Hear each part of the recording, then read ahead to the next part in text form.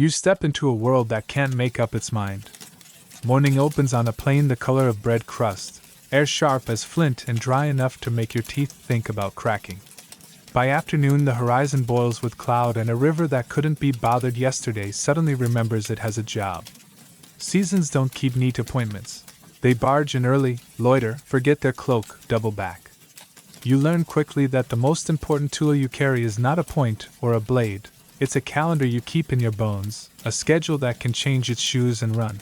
Look right and you see hills shaved by old ice, their backs combed smooth, the kind of landscape that was a hallway for mammoths when your grandmother's grandmother was small. Look left, and you see a basin pocked with grass islands, a place that used to be a lake too shy to stay. The wind brings rumors from far away, sea air that has found a way inland, dust from a desert you've only heard about from a friend across 2 fire circles. You breathe and feel the scale of the thing. The sky is the only roof, and the roof keeps moving. Here's the quiet math everyone around you knows. When rain shifts, everything shifts. Hoof herds carve new paths. Roots move their sweetness deeper. Birds edit their flight plans with a feather shrug. Your band reads the edits and rewrites itself to match. Camps that were good in one decade grow inconvenient in the next. A sheltered rock that kept wind out last year now funnels it. A spring that was social becomes secret. You learn to name places not by permanence. Our meadow, our brook, but by behavior. The hollow that sleeps, the slope that forgives, the crossing that tells the truth in April. Mainstream fact to tuck in your pouch. Across the long Pleistocene, climates rose and fell like sawteeth. Glacial pulses, brief warmings, surprise cool snaps, driven by slow dances of the planet and smaller jitters of ocean and air. In some regions rain marched north and south with monsoons. Elsewhere, droughts arrived like uninvited cousins. Rivers braided and unbraided. Coasts fattened when ice locked water away, then retreated when the ice slumped and spilled. People who stayed alive were the people whose plans bent. Your day becomes a string of small tests. You put an ear to the ground and hear water far off and decide whether today is a straight walk or a day for zigzags between shade pockets. You taste leaves that used to be mild and find them bitter because the plant has learned new defenses under a longer sun. You watch clouds not for drama but for texture, the high mare's tails that promise nothing, the fat-bottomed barges that keep their word. And at night you practice the oldest literacy, stars. When the bright hunter rises crooked, that means the good diggings at the foot of the ridge will give you tubers that actually behave in a pot. Scholars still argue whether some migrations were one big wave, people sweeping along coasts and rivers like beads on a string, or many small advances and retreats, scout trips and retreats, loops and braids ridden across centuries. They debate which push was bigger, climate opening doors or human ingenuity learning new locks. From where you stand, the argument feels polite and a little beside the point. You read the map by thirst and heat and hoofprint, and the proof is that your feet arrive where your stomach can imagine dinner. Quirky tidbit for your evening bragging rights. The land keeps diaries in the strangest ink. In rocky country, hyraxes, those squat, blunt-faced neighbors who glare like old men, have toilet spots that last for centuries, their urine hardening into amber sheets that trap pollen and dust. Far away, on the other side of deserts you might only know as stories, pack rats drag leaves and cactus bits into their nests. Their mess dries into middens that save climate gossip for ages. If someone in a distant future wants to know when the valley favored grasses or shrubs, those piles will tell on the wind. You travel not just with your family but with a library of signs. A slope with 2 kinds of grass means the soil carries 2 kinds of water habits. A tree with bark scarred high means winter once laid on a heavy hand. A scatter of gnawed bone shards says hyenas took a picnic there, and you should not. Your nose joins the reading. The metallic bite of lightning-struck dust, the green bitter of new growth after a short rain, the sweet, almost rotten perfume of a fig gone too long in the sun. Each note is a line in the day's script. Most days, the script says move early, rest in the heat, test the bank for footprints before you kneel to drink. Fire turns climate from a tyrant into a negotiator. On cold mornings you carry embers wrapped in punky bark or in a shell, feeding them breath when the bundle complains. On hot nights you build small, stingy fires that talk more than they brag, the smoke keeping bite-minded insects out of your ears. Damp days are test days. Can you coax a flame from cattail fluff and a spark flake chattered off a core when your fingers hate you? The band's law is simple. Embers alive till dawn, even if someone naps sitting up to make sure. Weather can argue with a lot of things. It doesn't argue easily with a coal that knows its job. There's courage in your timing, too. You learn to harvest on the shoulder of things. The week before the tubers go woody, the night after the first frost makes a certain fruit behave. You fish not at noon when the water is loud with glare, but at gray light when shadows soften and animals forget to be clever. You step into the open when the wind is at your back so the smells you carry don't run ahead and tell on you. Cold makes some choices, heat makes others. You practice the small arithmetic of if-then until it becomes reflex. People carry maps in their mouths. Elders tell of a path along the cliff that will be safe when the river swells, of a stand of trees where lightning favors one trunk and you should not camp under that show-off, of a notch in the hills where wind becomes reasonable at sunset. Stories are more than entertainment, they are folded charts. A good story can keep someone warm because it teaches them where warmth lives. Scholars still argue whether the hardest hits to big animals were mostly climate, the grass changing its wardrobe too fast, or mostly people, new persistence, new projectiles, new cooperation, or a duet that was less pretty than effective. You only know what you see. When rains fail twice in a row, even strong hooves tremble. When water returns, everything rehearses joy. You learn to take your share and leave enough that the valley can recover its temper by the time you circle back. Some nights, the sky resets the rules in 1 hour. A hot wind slides in from far off, and the smell of a place you've never seen gets into your hair. You wake to ash on your skin and a sun the color of a bruise, and the elders say pack light. You do. The trail becomes a thread of choices. Climb to stay with cooler air? Drop to find a streambed that might still hold puddles under gravel? Split the band to scout like a hand with 3 fingers? You honor the rule that seems to have been carved into bone long before anyone had words. Move when moving makes you safer, stay when staying keeps you whole. And yet this fickle world also gives you gifts. After 3 stingy years, a season of rain writes green into every crease, and your feet sink in happy mud. Fish forget their suspicions and fill a side channel like coins in a jug. The herds gather on a shoulder of land that used to be shy, and for a few weeks every dawn is a third helping's kind of dawn. You do not trust it exactly, but you don't argue. You fill bellies, fill baskets, fill the little ledger of the mind that says we owe luck a thank you and a plan for when it loses interest again. What keeps you steady is the ritual of noticing. You twist a blade of grass and see if it breaks clean, and now you know how far off the proper rain is. You touch a rock's back and feel last night's cold, and now you know if the sky is a friend today. You watch the smallest things, ants moving eggs uphill, swallows hunting high instead of low, a line of cloud that can't decide whether to be a line. The habit becomes your religion. It tells you when to go, when to stay, when to be humble with water, and when to be brave with distance. By the time the sky tilts to evening, you've chosen a sleeping place with its back to good stone and its face to a view of the river's shoulder. Embers are tucked, water buried cool, tools stacked where a foot can find them without a hand's help. Tomorrow could be heat, or cold, or the kind of day that changes outfits 3 times. You've stitched your plans with loose thread on purpose. If the landscape asks you to rewrite, you will. You lie down with one last habit, inventory. Breeze soft enough. Stars behaving. River still talking. Feet tired but uninjured. Hunger quiet. The world past the doorway is large and moody, but the circle you've built inside it knows how to bend. Sleep arrives not because the climate is kind, but because you have learned to be kinder than the climate is cruel. Night doesn't simply arrive. It lowers itself like a cat into tall grass and waits to be taken seriously. You feel it on your forearms first, hair rising, skin deciding it would like some news about fire. Daylight is honest, it shows you where trouble stands. Darkness is creative, it asks you to guess. So you learn to stack the odds.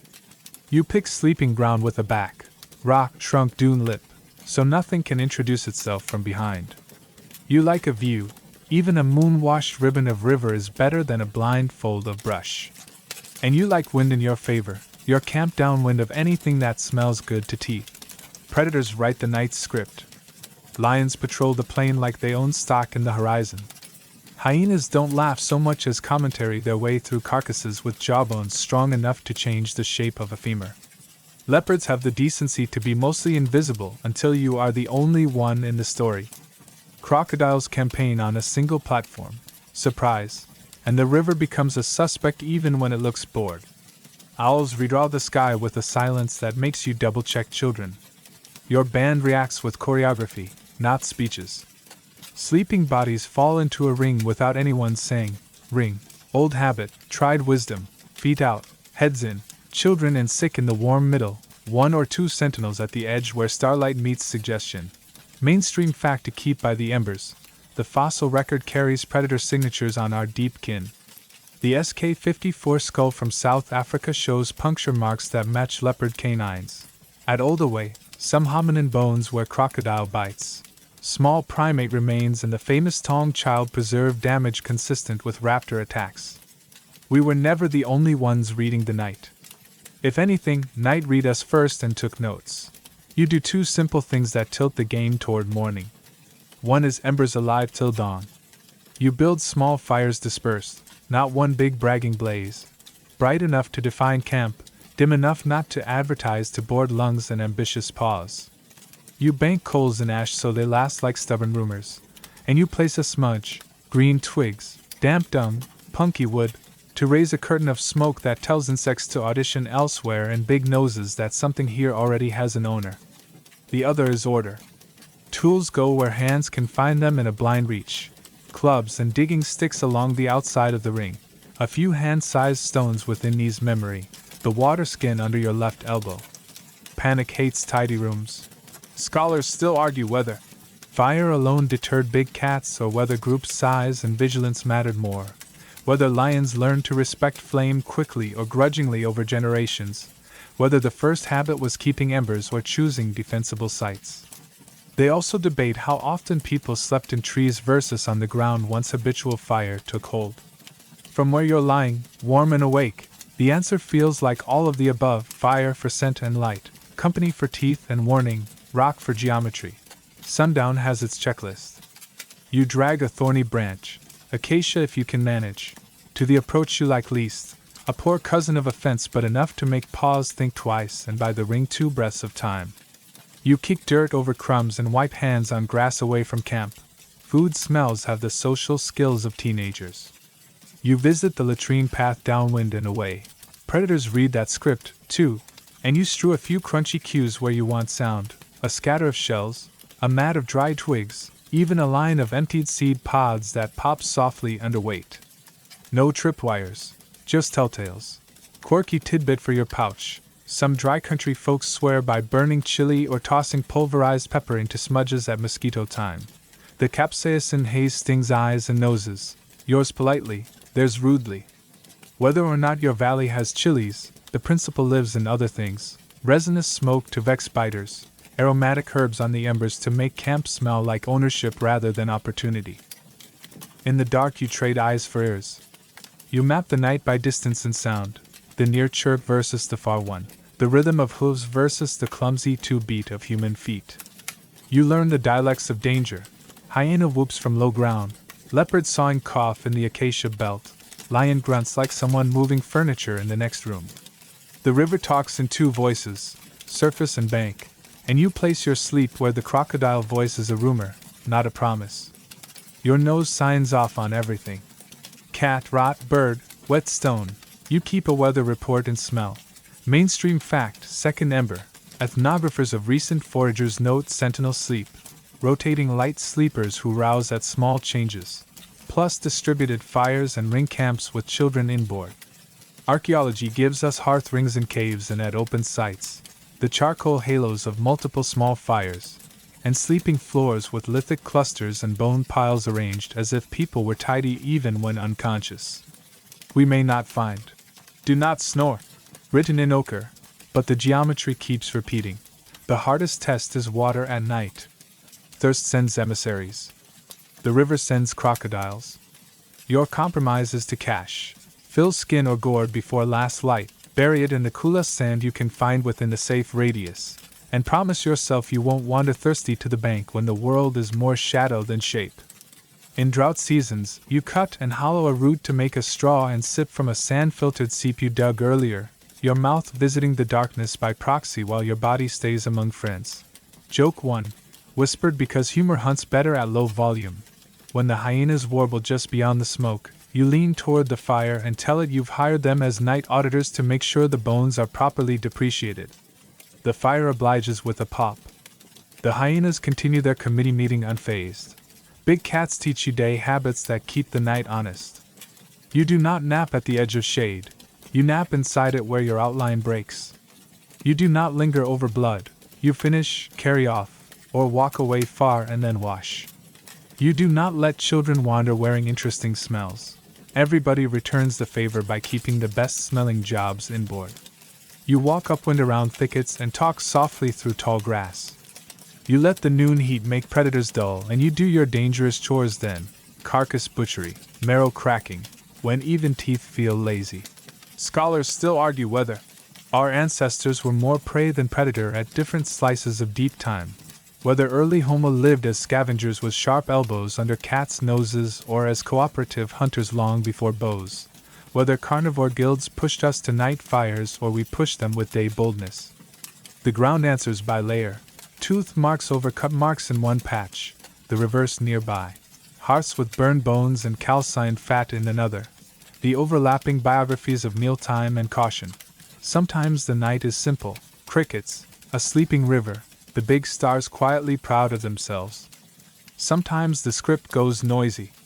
You hear the alarm bark of antelope, the rattle of baboons using vocabulary they would not use in front of elders, the thump of hooves making cloud from dust.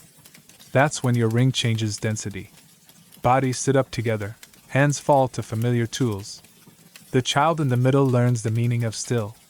Your best eyes look at the dark between fires, not at the fire. Predators love contrast. You learn to love edges and the truth they tell. Quirky tidbit number 2.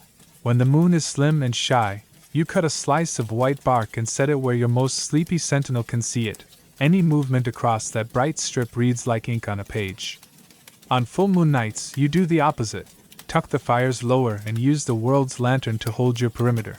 Every band has a few old stories that are warnings wrapped in rhythm. The tale of why you do not camp where the wind funnels, because sound and smell funnel too. The one about the child who went alone to the river and returned carried by the river. The parable of the leopard tree, that branch, right there, where meat appears as if the tree grew it, meaning tonight that tree belongs to someone with claws. Stories say what rules can't. Don't make yourself delicious, don't assume, don't be the only awake thing in a sleeping world. Joke 2 arrives at dawn, after you live through another chapter without drama. You stretch, touch the coal nest, and tell the ring. Congratulations, we have invented morning again. Someone throws you a fig with yesterday's sun still in it. The child in the middle kicks their heel in the dust like signing their name. The ring lifts, the embers become carried light, and night becomes manageable history. But it left you a curriculum. You carried the habit of margins into day. Walk with your back to a fact, your face to a view, your nose in wind you chose. You carry fire like a passport, and pay for that visa with attention. You carry order so the surprise you get is smaller than the one a careless person earns. You carry company and treat it as survival gear as real as a flake or a gourd. Scholars still argue whether these habits are hardwired through selection or taught so thoroughly they feel inherited. Nature versus nurture is a polite wrestling match under a single name, practice. Either way, your people refine watchfulness into a tradition and sleep into a skill. Night never becomes safe, it becomes legible. Joke 3, for the road, you pat the smudge and tell it. You were the best storyteller last night. The smudge smolders as if pleased with its reviews. The band shoulders its kit. The river says maybe in the morning light. Teeth and claws remain on the syllabus, but you've passed enough exams to walk forward. Fire rides inside a curl of bark. Dawn walks just ahead like a guide who knows both shortcuts and patience. And you, who know where to place a back, a view, and a coal, step into the day ready to survive it on purpose. You learn the trick the rocks have been hinting at ever since you started noticing their shoulders. Not all stones are equal. Some are quiet, some are helpful, and a few are opinionated in a way that opens dinner. You pick up a rounded river cobble that feels good in the palm, weighty, not bossy. In the other hand, you cradle a nodule with a glassy look, flint if your valley is generous, chert if it prefers modesty, obsidian if the volcano keeps souvenirs. You find a place on the nodule with a natural platform, a flattish edge sharp enough to promise but not so sharp it tattles, and you tilt it just so, below 90 degrees but above. Who are we kidding? Then you breathe, and you strike. It's not violence, it's geometry with applause. The impact sends a wave through the stone that opens a flake like a petal, smooth on one side, ridged on the other, with a bulb of percussion near the striking point, the rock's little oof. The flake lands in your lap singing a tiny, high note, and suddenly you own edges you didn't have 5 seconds ago. Edges that will turn a carcass into a pantry, a hide into future warmth, and a stubborn tuber into a polite dinner guest. Now the choreography gets honest. You rotate the core, strike again, follow the negative scars like stepping stones, and harvest flakes with a rhythm your hands will remember even when your head is busy. Some flakes are long and thin, good knives. Some are squat with a friendly heel, perfect scrapers. A few arrive as crusted blades that make you feel like you meant to do that. You touch the edges to your thumb pad, not to bleed on them, just to let your skin learn which side is trouble. And you smile because trouble is exactly what you need for sinew, hide, bark, and bones that think they're still in charge. Mainstream fact to put beside the fire. The earliest widely accepted stone tool industries, Oldowan, appear by about 2.6 million years ago in East Africa, localities like Ghana, Ethiopia. With simple cores, flakes, and hammerstones used to process carcasses and plant matter. Later, by roughly 1.7 to 1.6 million years ago, the Acheulean brings hand axes and cleavers, bifacial tools shaped on both sides, spreading across Africa and into Eurasia with the patience of a lifestyle. Microwear and residue studies on flakes and scrapers keep finding fat, collagen, plant starches, and silica gloss, the fingerprints of butchery, hide work, and plant processing all living on the same edges. You test the new knives where they pay rent quickest, marrow. Long bones don't volunteer, they negotiate. You brace a femur on a log, give it a smart whack with the hammerstone at the thinnest wall, and listen for the hollow, decisive crack. The splinters open like a rude flower, and the inside shines buttery. You scoop that pale richness with a flake tip, tasting a fuel your brain likes even more than your mouth does. You keep fingers out of the edge's way, a rule you remember because your thumb enjoys being a thumb. Joke 1. You tell the bone you're just borrowing the candle. The bone, being dead and sensible, lends it without protest. Edges are chore's best friends. A scraper pulls fat and membrane from hide so later sewing doesn't have to fight gristle. A burin, a chisel edge you make by snapping a notch, scores bone and antler for points and awls. A squat, tough flake becomes the potato peeler of the Pleistocene, taking the barky rudeness off roots you plan to roast. A handful of flakes in the pocket shortens every list you carry: wedges, shims, openers, closers, convinces. The world stops being abrasive and starts being persuadable. Historians still argue whether the famous Lomacui stones, dated around 3.3 million years and claimed as tools by some, are intentional naps or heavily battered rocks arranged by chance and geology. They also debate how early people made fire on purpose with stone, striking pyrite against flint to shower sparks into tinder, or whether for a long time we mostly stole flame and kept it alive like a borrowed miracle. Pick any camp and you'll find partisans. Your hands, meanwhile, practice both, nap the breakfast knives, then tease sparks off a bruised pyrite into a fluff of scraped bark and dry fungus, just in case the sky decides to be lazy with lightning. Quirky tidbit for your pouch: some hand axes are so oversized, thin, symmetrical, and frankly showy, that a few scholars have suggested they doubled as social signals, the deep time version of a "look what I can shape" calling card. Whether or not that turns hearts, those immaculate bifaces make excellent butchery trays. lay meat slices across the cool stone, and you've invented a portable cutting board that also happens to impress your cousins. The riverbank becomes your workshop because water is the best sweep-up crew. You nap over sand so flakes land softly instead of bouncing into legend, and you keep the hammerstone honest. Hard hammer, quartzite, for opening nodules, soft hammer, antler, bone, for finishing delicate pieces. You learn the angle that produces feathered flakes instead of hinge fractures, that sad rolled lip that says you were greedy, and the feel of a platform that wants attention versus one that will shatter into sulk. You swear tells on you as much as you tell on the world. 3 evenings of hide scraping paints a polished band along the scraper's edge. A week of reed cutting sprinkles silica gloss that gleams like a thin wet coat. Meat dulls edges with greasy rounding, bone with microchipping, wood with striations that run like tiny tracks. You start to read your own tools the way you read clouds, not just what they are, but what they've been doing. It's how you pack smart. Going after roots? Bring the burin and the tough edge you don't mind babying afterward. Hoping for a carcass after the lion's party? 2 fresh flakes in a bark sleeve can turn a rib cage into an afternoon's pantry before hyenas clock in. Mainstream fact, second coal on the fire. At Oldaway Gorge and other sites, archaeologists map cut marks and percussion marks on animal bones layered with tooth marks. In some cases, cut marks lie beneath bite marks, suggesting scavenging under pressure. In others, they overlie, suggesting earlier access, perhaps cooperative hunting or aggressive scavenging that arrives first. Either way, the signature repeats: stone edges first, teeth later, or teeth first, edge after, but always the duet of rock and appetite riding over bone. You don't waste edges when distance asks for light packs. Snap a flake, retouch one margin with little presses from an antler tine, and now it's a tool you can grip without the edge nibbling your fingers. Pinch a microblade, snap points into microliths, gasket them with resin into a slot on a wooden shaft, and watch a simple stick become a barbed helper. You label nothing, you simply remember by feel which pocket holds gentle and which holds rude. Historians still argue whether the Acheulean hand axe symmetry was a purely functional advantage, more cutting edge per weight, better balance, or an aesthetic that rode alongside function, perhaps even a teaching standard passed down like a melody.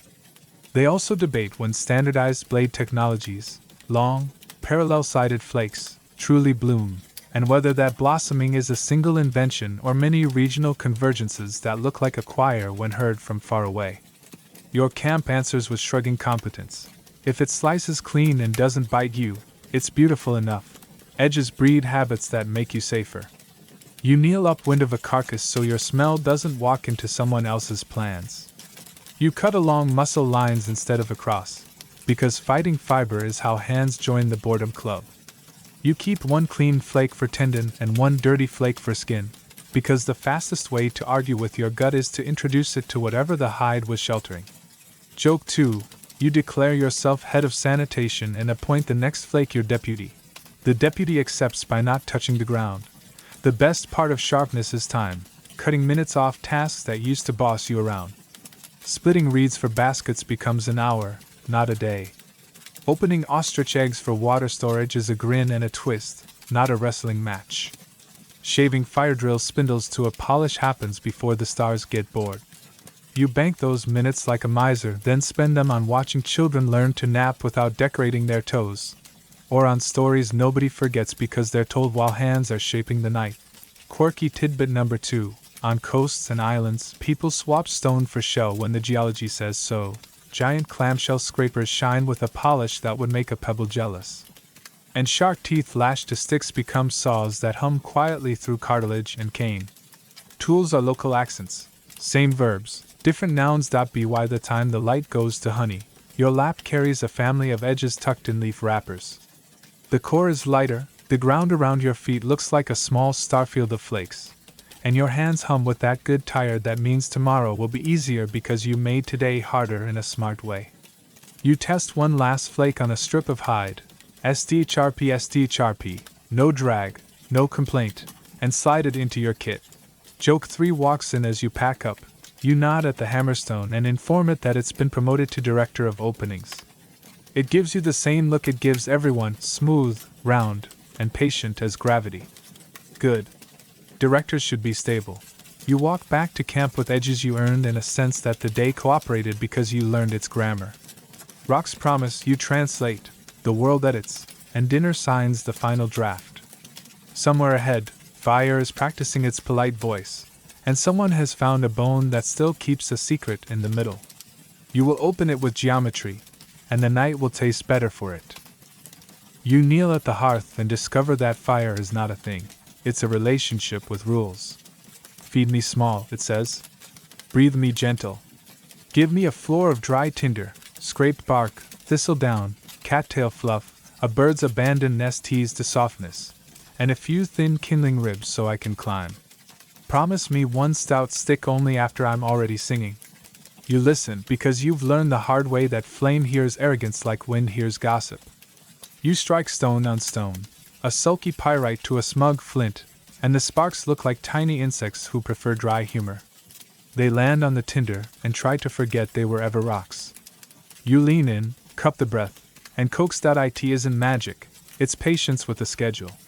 Some days you choose friction, a hand drill spun between your palms, a bow drill that takes mercy on tired wrists, a fire plow that teaches wood to be fast sand. The names don't matter, the rhythm does, speed to heat, pressure to honesty, breathing to yes. Your fingers learn the microclimate inside a curl of bark. Your ears learn the first eager hiss when fiber admits why it was born. The ember arrives like a secret, a soft orange that doesn't yet know how to stand. You give it a nest, you give it a name, because you name everything that saves you, and you let it become itself. Mainstream fact is set by the coals, controlled fire shows up again and again in deep time. At places like Gesher Banat Yaakov, around 780,000 years ago, archaeologists find burned seeds and wood clustered with stone tools. At Kizim Cave, hearths and cut-marked, heat-altered bones point to routine cooking. Heat-treated silkrete at South African sites shows people learned to bake rock to make it kinder under the hammer. Farther back, claims for early fire at Wonderwork Cave suggest flame and ash sat inside dark places where lightning couldn't volunteer. Whether every date survives debate, the pattern holds. People and flames start keeping house together a very long time ago. The first gift fire gives is food that cooperates. A tuber raw is a dare, a tuber roasted is sweet arithmetic. Heat unwinds stubborn starches and softens fibers that used to spend the day arguing with your gut.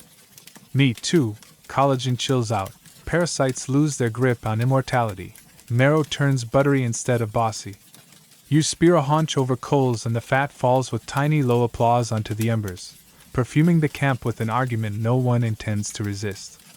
You bank a row of roots in an ash bed, rake coals aside, lay them down, cover them back, and an hour later the ground returns kindness you didn't have to chase. Fire's second gift is light with manners. Moonlight is everyone's, but a hearth is yours, a circle where hands can sew, grind, and teach without peering like owls. Night widens. Stories fit. Plans grow teeth because now there is time for plans. Children practice napping with mothered edges. Elders map tomorrow in the ash with a stick. Someone uses the soft bright to pull a splinter they've been ignoring all day. You didn't invent evening, but you turned it into a room. Its third gift is courage with boundaries. Fire does not defeat predators. It negotiates with their noses. Smoke reads as ownership. Sparks read as maybe not worth it tonight. You line 3 small hearths around camp instead of one show-off flame, constellations of discouragement, and keep the coals alive till dawn in shallow ash nests that would look like gray forgetfulness to anyone who doesn't know where to blow. Hyenas still whoop, leopards still saw the air with their coughs, and lions still move furniture in the dark, but your ring holds and your sleep learns to trust in polite dozes. Scholars still argue whether cooking made us, whether heat softened calories and safe starch changed guts and jaws, freed energy for brains, and rescheduled daylight hours, or whether fire is more companion than creator, a tool that amplified plans already in motion. They also wrangle over when fire was habit, not happenstance. Daily embers versus borrowed lightning. The ash is patient with our questions. It keeps giving up charred seeds, burned bone, hearth rakes, and stones baked red like quiet testimony. Fire gives you tools that graduate. Hold a green stick over coals and you can harden its point enough to persuade fish, tubers, and the occasional impolite carcass. Lay sucrete or chert in the warm edge of a hearth, not too hot, not too long, and tomorrow the stone flakes like it joined a finishing school. Sinew dries stretched near heat and remembers. Hide smoked above a punky smudge shrug off rain and bugs. Even water becomes portable. A drilled ostrich eggshell simmered in a hoop of coals turns from fragile art into canteen and pot at once. Quirky tidbit for your pouch. The camp swears by Amadou. That velvet layer from a hoof-shaped tinder fungus. Tenderized by soaking in urine then pounded to felt. A pad that catches one sulky spark and grows it into a glow you can carry like pocket dawn. If fungus is shy, you cheat with resin flakes saved in a shell. Pinch, scatter, and the tinder's confidence jumps 2 sizes. Also, dried puffball spore clouds make scandalous smoke bombs when children discover them. You pretend to scold, then request another demonstration nearer the mosquitoes. Your hearth becomes a workbench. Hide stretches on the warm, clean breath of smoke. Sinew strands slick and dry across a forked stick like lines on a staff. Baskets cure into shape by a perimeter of low flames so they remember being round. You hang thin strips of meat high in the sweet smoke and invent storage. You lay sliced roots on hot stones and discover chips nobody needs to invent in a factory later. The air around fire is a clinic and a school. Boil water for a thorn rinse, heat stones for an aching knee, char the tip of a bone pin to harden it, warm a pebble and pass it from palm to palm until fingers forgive you for today. Mainstream fact, second ember, earth ovens, pits lined with hot stones, filled with wrapped foods, leaves, skins, sealed with earth. Archaeological records on several continents. Charred tubers, nuts, and seeds turn up in hearth ash. Hearth rake marks and stone reddening speak to maintenance and temperature control. Residues on tools show starch granule changes consistent with cooking. Wherever people stay long enough to name a place, the ground learns recipes. You practice safety like a superstition and then admit it's just wisdom. Fires and caves need a breathing place. A high crack or door where smoke can vote with its feet, otherwise your story hour becomes cough class. Flames near grass learn the ring of bare dirt before you tell a joke. Torches retired to sleep go tip down in sand, never on wood. Children carry cold torches unless somebody taller walks with them. If wind pitches a tantrum, you smother, spread, start small again. Your pride burns more readily than punk would. You keep it beyond the flame's reach. Scholars still argue whether every visible hearth ring in ancient floors marks a separate event, or whether some fires are renewed places. The same ember bed revived night after night. They argue about mobile fire, embers carried in bark or dung, versus fixed hearths as the main habit. They even read ash like a diary, asking whether layers reflect clean as you go people or let it pile people. Your camp pleads guilty to both, depending on the day's personality. Fire sharpens timekeeping. You know how long a tuber wants under ash by the smell when a wisp escapes. You know when stone is heat ready by the color that climbs its back. You read the language of coals. Bright orange means now, a deep red means later, a tired gray means bedtime. You bank embers in a double wrap, inner ash for warmth, outer ash for patience, and carve 2 little vents with a stick so the glow keeps breathing without turning into surprise flame at midnight. Mornings start with a ceremony of remembering. Uncover, whisper breath, feed twig. Listen for the hiss that means the day agreed to begin. Joke 1. You promote the neatest coal to Ember Fox. Your small household god with no doctrine beyond don't go out. It blinks once, which you take as faith successfully reciprocated. Cooking changes who can eat what. Children and elders take first slices from softened foods. The strong teeth that used to gatekeep calories delegate their authority to fire. You can be tender-mouthed and still useful. You can be missing a molar and still hear your stomach applaud. The band's roster grows, not by adding strangers, but by keeping its own. A bonus you don't brag about because nobody wants to jinx it. Fire turns fear into work. Around the circle, a charged mood bleeds off into tasks. Someone scrapes, someone mends, someone tells the story that teaches the child why we don't nap at the water's lip. Flames mesmerize, yes, but they also organize. The camp's heartbeat slows to an even stitch and plans for tomorrow thread themselves through jokes and corrections. Your best ideas arrive when your hands are feeding coals and your mouth is busy tasting. Quirky tidbit number 2. A few valleys keep a taboo ember, one little coal no one cooks on, kept alive only for starting. It's the seed fire, carried like a relic when camps move, the one you beg pardon from if you accidentally drop it. No deity required, just the shared understanding that some beginnings deserve silliness to guard them. Joke 2. You hold a charred stick like a scepter and declare yourself minister of small flames. The band claps with exactly the amount of respect a title like that merits, which is to say, just enough to make you smile, not enough to make the fire nervous stop by the end of the night. Your hair smells like smoke that knows your name, your hands are tacky with resin and fat, and the camp looks less like a random stop and more like a household the world will remember faintly in black and red when someone brushes back the soil ages from now. You bank the coals, set aside a pocket ember and a curl of bark for the dawn walker, and draw 2 quiet marks in ash, your equal sign, the autograph the fire seems to like. Joke 3. Whisper to the coal as you tuck it in. Sleep small, wake large. The coal doesn't answer because good employees don't speak during off hours. The stars write tiny math above you. The ground cools with a satisfied long exhale. Flame becomes glow, glow becomes promise, and promise becomes the courage to let your eyes close, knowing that in the morning, you will warm the world you woke in before you ask it to warm you back.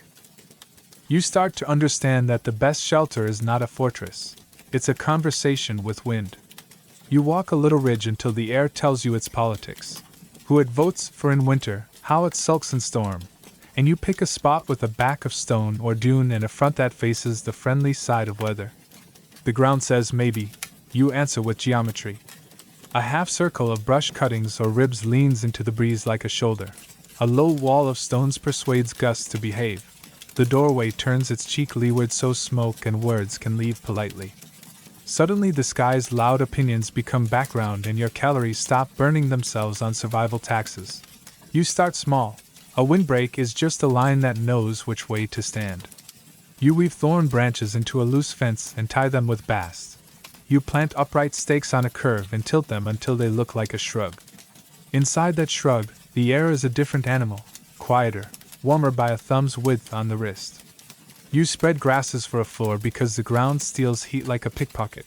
The first time you lie on a bed that isn't arguing with stone, your bones file a thank you note.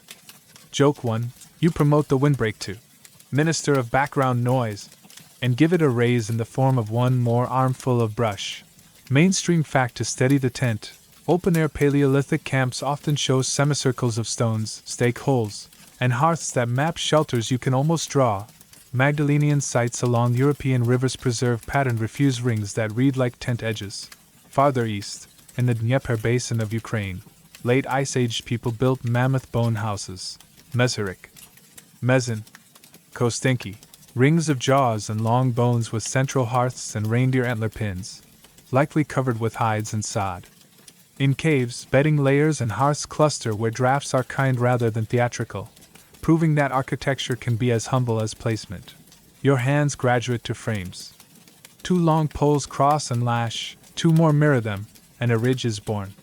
For domes you plant ribs. Willow where the river gives you kindness, reindeer antler when wood is shy, and curve them to meet, lacing the crown with thong. Hides go over, fur in where you want kindness, fur out where you want shedding. A drip line of pebbles or a sod skirt weighs the hem, and teaches rain to mind its manners. The door learns a lap, 1 flap outside, 1 inside, so wind can be caught between and told to calm down before entering. Scholars still argue whether some very early claims of huts, classic terra amata post holes on the Riviera, lazarette interior structures, are real houses or footprints and chance alignments flattering our hope, whether the neat circles of stones at some sites are tent weights or hearth furniture, and how often people chose caves because they were convenient versus open shelters. Because the cave's smoke politics were terrible. The ground writes hints, holes, halos of charcoal, patches of red-baked earth, and we read gently. The floor is where comfort secretly lives. You braid grass mats by the river and roll them like scrolls. You stack them too deep where hips complain. you add a top sheet of fur so skin meets kindness first. If insects file a petition, you sprinkle a hush of ash into the grass, or lay a thin layer of aromatic greens under the mat. Mainstream fact, second ember. At Sabuda Cave and other southern African shelters, archaeologists found ancient grass bedding refreshed with ash and insect-repelling leaves, rebuilt layer after layer across tens of thousands of years. Housekeeping as archaeology. Inside, the hearth goes where smoke won't hold grudges, slightly forward of center, not under the crown, never in the sulk of a corner. A low stone collar keeps coals from wandering into bedding. A fire apron of compacted earth catches sparks. A fist-sized breather hole at the peak, or the gap where two hides overlap, lets smoke write its signature on the air without composing an essay. You learn to rake coals to one side for cooking, back again for warmth, out into hearthlets for nighttime sentinels who need light but not speeches. The hut becomes a weather editor, cutting the drafty paragraphs and leaving the sentences you want. Quirky tidbit for your pouch. Save a pair of jawbones from a large beast. Laid tusk side up, they become a perfect low tool rest by the doorway. A place where fire sticks, digging sticks, and clubs live point out so you never reach into surprises. Also, a shallow drain trench ring just outside the drip line turns a downpour into a moat that likes you. The big builds are showstoppers even when no one is trying to show off. On cold steps you can ring a home with mammoth jaws. Ribs arch like a winter forest, skulls as anchors at the door. Inside, central hearth, work bays along the walls, a pile of fuel that looks like a small fort of bone and wood. Hides roof it, sod tightens the weather's lips. The heat curve is real, fire speaks, ribs keep the vowels in, sod edits the consonants. Room for a family, room for a neighbor on a bad night, room for the little things that make a house a pattern rather than an accident. Beadwork hanging on a peg, a child's cache of pretty stones near their sleeping place, a shell with resin that smells like yesterday's forest. Scholars still argue whether mammoth bone houses were permanent winter villages or seasonal hubs revisited like favorite songs, whether the bones were quarried from kilns or dragged from old bone fields, whether roofs were mostly hide or hide plus sod plus snow. They also spar over how far back snow architecture runs, igloo-like block domes versus mounded quincy, and how much of that story will ever fossilize. Your body knows the answer it needs.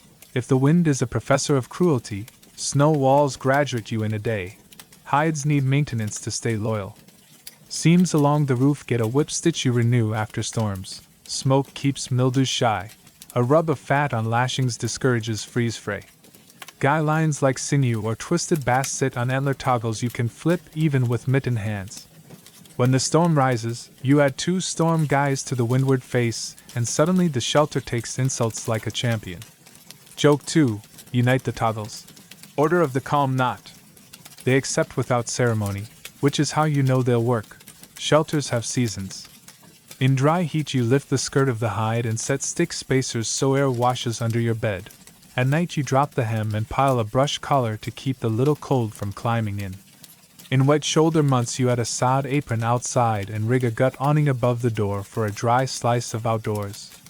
In deep cold you double the walls, fur in liner, fur out shell, and the alley between becomes a quiet moat for heat.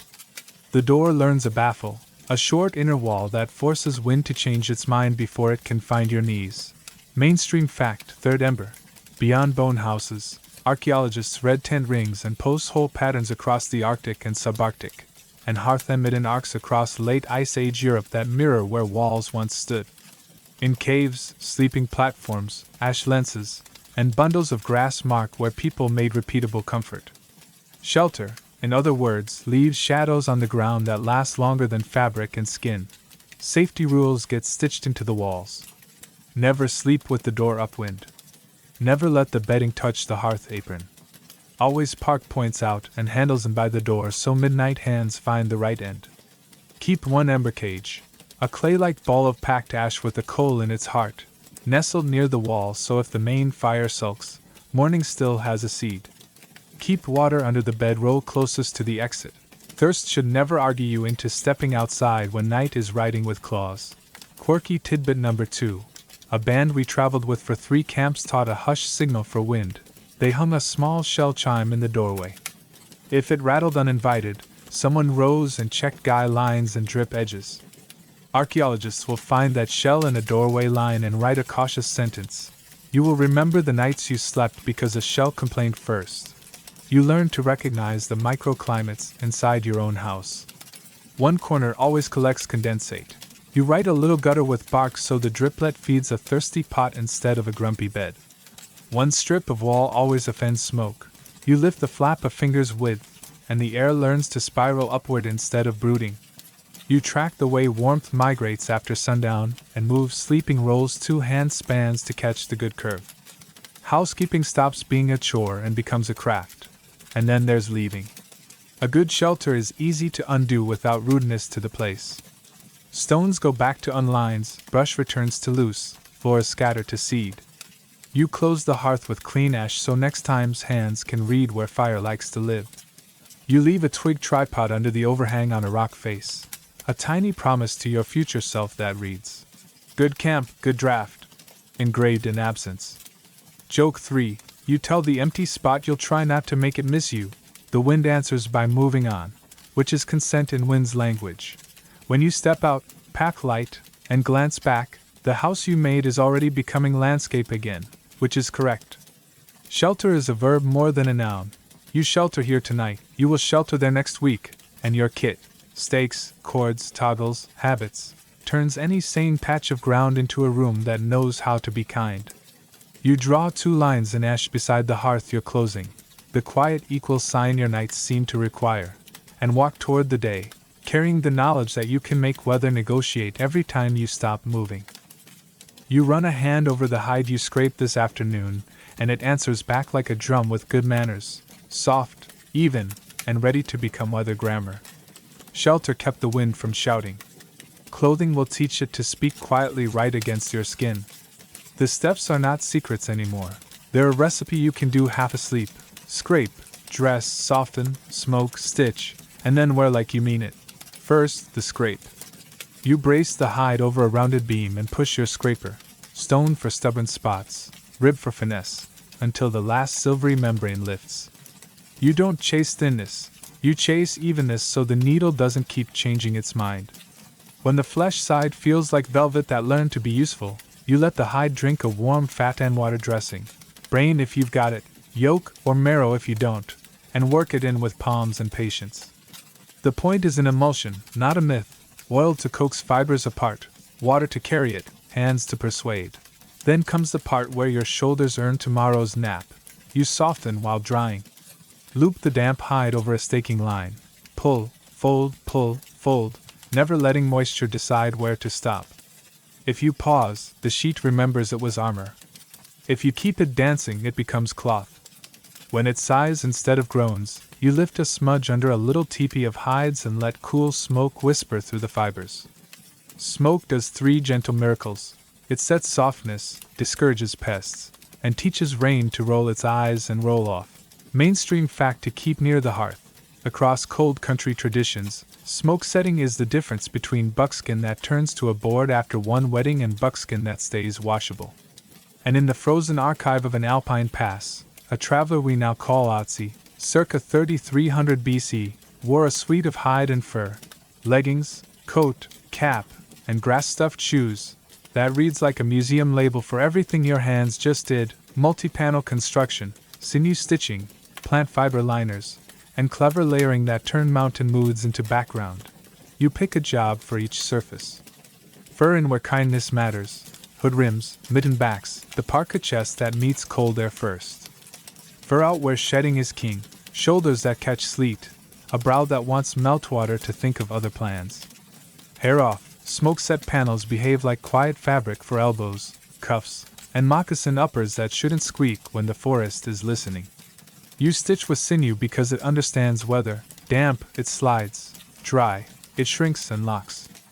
A good seam feels like a secret. Historians still argue whether truly tailored garments, fitted sleeves, hooded parkas, reach back into the Middle Paleolithic everywhere or bloom later with Arctic genius, while earlier groups relied more on wrapped skins and belts. They also debate the exact birth date of clothing itself using the family tree of clothing lice. some estimates point at least to the last 100 to 170,000 years. The dirt is coy, needles are fragile. But awls, scrapers, and the logic of living in cold day after day whisper the same answer: cover more, cover better, live longer. You lay out the pieces like a map of comfort. Body panels cut so grain runs long for strength, a diamond gusset where the shoulder insists on being human, a hood shaped to cup rather than perch. You run running stitch down long seams, backstitch where strain is rude, blanket stitch along edges that touch skin. For butt joins, moccasin upper to sole, you lace a baseball stitch and rub a whisper of resonant fat along the seams so water needs a lawyer. On a wet wicked day, you pull a gut cape, thin, translucent, stitched in minuscule overcast, over the parka and watch drizzle lose interest. Quirky tidbit for your pouch. In snow countries, people prize wolverine or wolf fur at the hood rim because frost won't stick to those guard hairs. On leaner days, a neat line of small beads along the brow will lift any fur just enough that meltwater chooses elsewhere. Either way, a tidy brow learns drainage the way streams learn riverhood. Clothing is a thermostat you can carry. A liner of thin, smoke-set hide slides under the big coat so sweat can escape without freezing you into sculpture. A split at each hip lets your stride be long without turning the garment into a sermon on limits. Grass socks inside soft sole moccasins wick and pad. Swap at midday, dry the damp pair near the plume, and your feet forgive distance. Add a mitten string across your shoulders and wind loses its favorite magic trick. Mainstream fact, second ember, bone-eyed needles, the divas of deep time sewing, turn up widely by the Upper Paleolithic. Their hourglass eyes carry use polish from thread and their shafts often snap just behind the eye, exactly where your fingers feel the danger if you get cocky. Elsewhere, gut parkas and Arctic ethnographies show microscopic overcast stitches, and preserved footwear from cold finds, soft uppers, plant fiber insoles, prove that wicking plus layering was not a modern brainstorm but an old engineering culture. You treat edges as policy. A binding strip around the parka hem keeps it from curling like a leaf that forgot its manners. Tiny bar tacks at pocket corners teach strain to spread out instead of throwing tantrums. Eyelets for laces get whipped until they're small rings of courtesy. And because life is honest about accidents, you slide 3-patch ovals into your kit, thin, grain long, so a thorn's opinion can be answered in 2 minutes instead of a week of muttering. Historians still argue whether plant fiber clothing, netted cloaks, twisted yarn belts, was a common partner to hide wear in many Paleolithic regions but simply refused to fossilize. The few clues we have, impressions in clay, twined fragments in dry caves, ghost textiles and metal salts, hint at wardrobes richer than stone tools can brag about. Your camp doesn't wait for a verdict. Bast cords lash toggles. Netted grass becomes a shoe liner. Bark capes appear when spring rains get theatrical. Fire and clothing sign a mutual aid pact. You smoke dry the new parka until it learns patience. You hang it where sweet smoke kisses the seams and insects reconsider careers. You warm a pebble, press it along a new blanket stitch, and feel the edge bed down. At day's end, you hold the seam to your lip and listen with skin. If it's smooth and quiet, tomorrow will be easier. Joke 1, you promote the blanket stitch to Minister of Not Tickling, and it accepts by refusing to be noticed. The world changes when clothing works. Night stops being a sport and returns to being sleep. Distance becomes negotiable because elbows can reach, knees can bend, and a hood can be persuaded to stay with your head in crosswinds. Babies nap under a parka and don't pay the weather tax. Elders walk one more bend because cuffs don't gossip with their wrists. You stop composing treaties with cold and start composing plans. Quirky tidbit number 2. Some camps stitch a tiny drip tassel at the chin, 3 sinew threads twisted with a bead that pulls meltwater away from the throat. It looks like jewelry.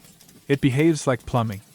Archaeologists will one day find the bead and argue kindly about meaning. Your chin will simply stay dry. You finish a set, parka, hood, mittens, moccasins, and a modest storm skirt that ties under the coat. You run a line of beads only where they earn their keep. Brow lift, hem weight, mitten labels you can read by touch. The rest is function disguised as calm. Joke 2, you inform the hood you've installed customer service. Complaints should be addressed to the draw court. The hood answers by not flapping, which is 5 stars. Last test, you step to the breathing place by the door. Wind tries 3 ruses and gives up. The hood cups instead of sails. The hem lies down. The moccasins shake hands with the ground and agree not to squeak. You walk a short circle and feel the outfit move like it was listening when you cut it.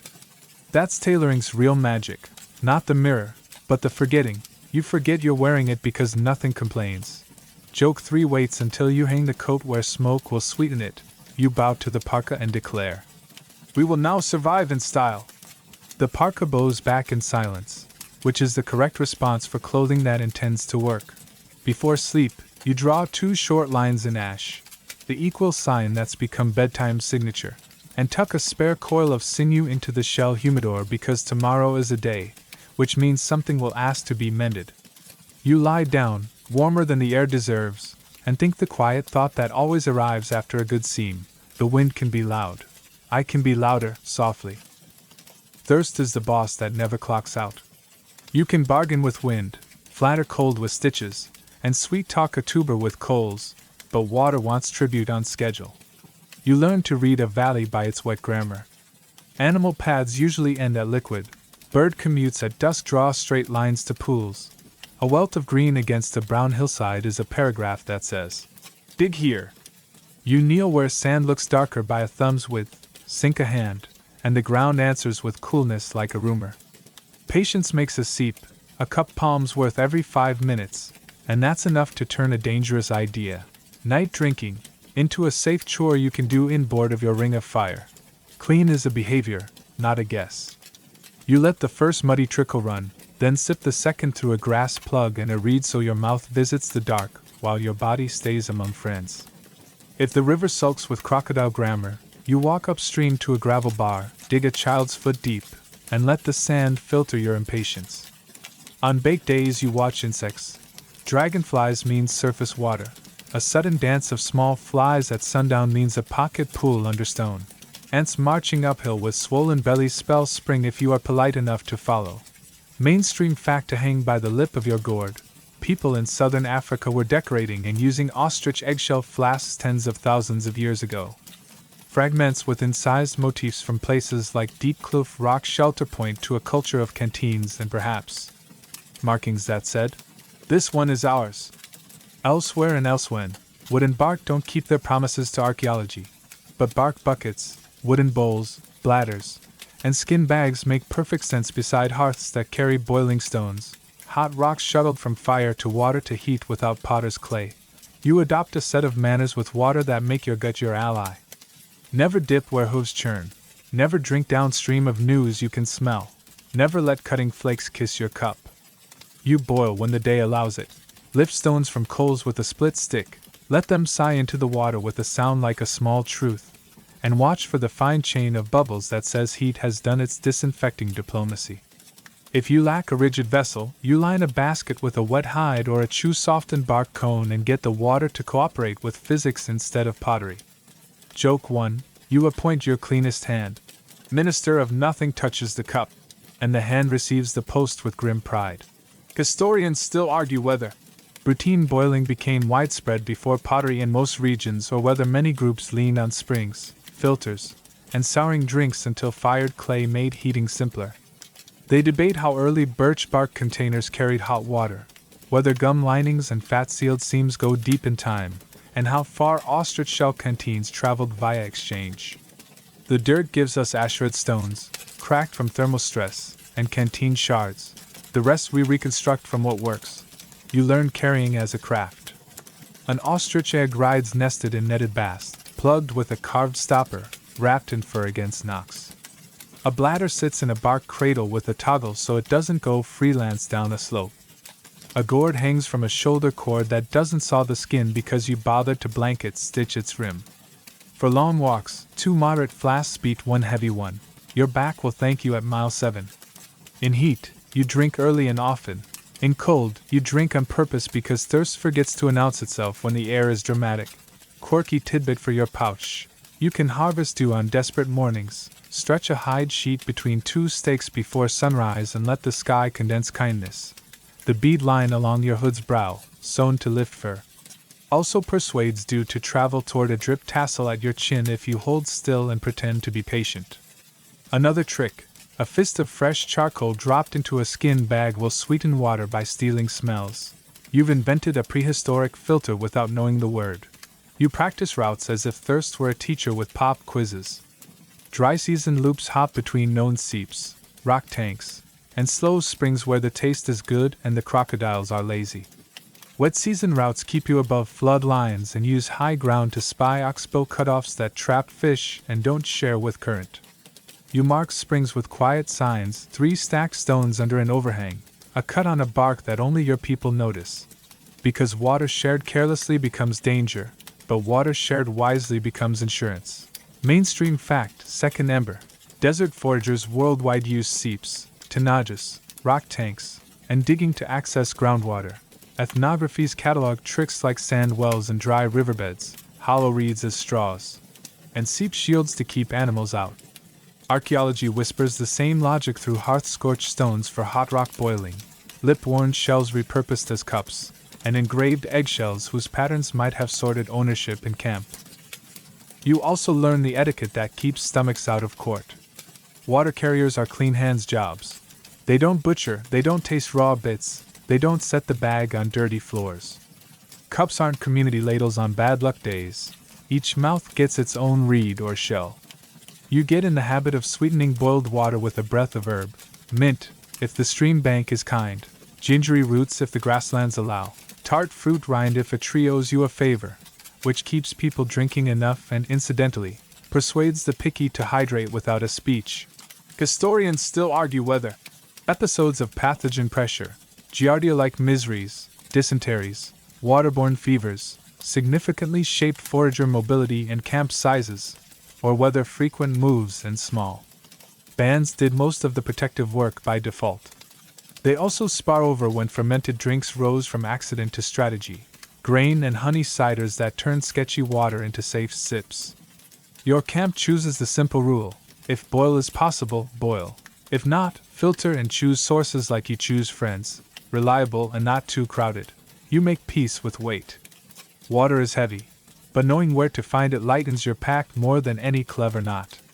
On long days, you prestage a cache, burying a gourd beneath a cool stone you'll recognize, and you do not forget it because you teach the child to be the memory and let them find it at noon. Joke 2, you give the gourd a name and announce it on the trail like a roll call. Little River, present? Earning exactly the amount of eye roll a good habit deserves. Sometimes the sky helps. After a day of note from every cloud, evening throws a tantrum and the world becomes drumming. You flip your hide roof edge, set a bark gutter to a pot, and grin at the sound of free water. You set basins in the footprints of giants, and let puddles become pet wells for the night. You bank the bounty by filling every shell, every bladder, every egg with tomorrow's courage, and then you sleep because nothing calms a band like full skins ready for morning. Quirky tidbit number 2. If you must sip from a dubious puddle, stir a small stick of charred wood in it first. The taste loses its drama, and some of the mischief clings to carbon. Then filter through chewed plant fiber stuffed in a reed, then sip small and wait. Your stomach would prefer courtesy to bravery. Mainstream fact, third ember, boiling stones, crack and redden in hearths at many sites. Lip-worn shells and ground stone basins imply water handling long before fired pottery is common. In drylands, rock cisterns and cupules on slick rock collect rain today as they likely did thousands of yesterdays. The combination says people were engineering thirst with the tools they had: fire, stone, hide. Patience.at day's end. You make a little water altar without calling it that. Skins sit in the shade of a rib. Egg flasks tuck in a cool pit. Cups turn upside down so dust won't campaign inside. You mark the night sip with a pebble so the sleepy hand finds the right one. Joke 3. You salute the nearest stream and declare, "We'd love to chat tomorrow, but we planned ahead." The stream pretends not to hear, which is how streams say, "Well done." Before sleep, you do your now familiar closing ritual. The ember fox gets a breath. The equal sign goes into ash. The water skin nearest the door gets a pat like a loyal dog.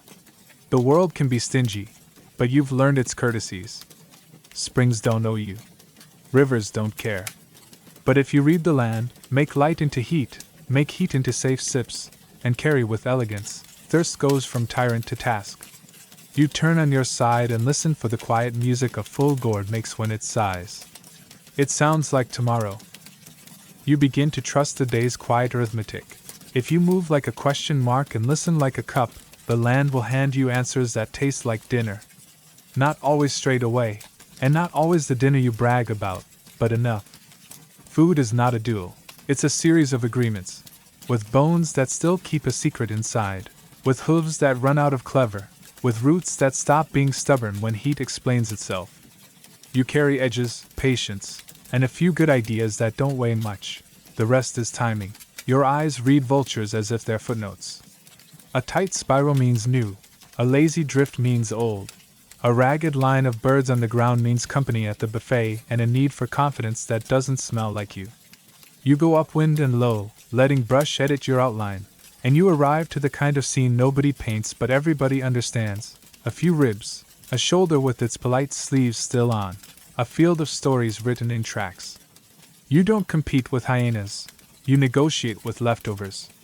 A flake kisses a joint, a twist becomes a disclosure, and now you're lifting shreds the big jaws ignored because they don't worship small wins like you do. The bone that keeps butter in the quiet, marrow, asks for courtesy and a hammerstone. You set the long bone on a log, find the thinnest drumline, and strike until it opens with a hollow crack that sounds like somebody agreeing with you. You sip the pale richness with a flake tip, share the first mouthful with the child who carried the water, and feel a warm intelligence bloom behind your eyes. Joke 1. You tell the bone you're the night shift for nutrition, just clocking in late. The bone, having no objection, continues to be generous. Mainstream fact to keep near your bag, at sites like Oldaway Gorge, Kubifora, and other Pleistocene kitchens, animal bones carry cut marks paired with percussion scars from marrow extraction. Sometimes cut marks lie under carnivore tooth marks, suggesting scavenging under pressure. Sometimes they lie over, suggesting earlier access and perhaps hunting. Marrow-rich long bones show repeated breakage patterns that match the way your hammerstone thinks. Scavenging is schedule, hunting is calendar.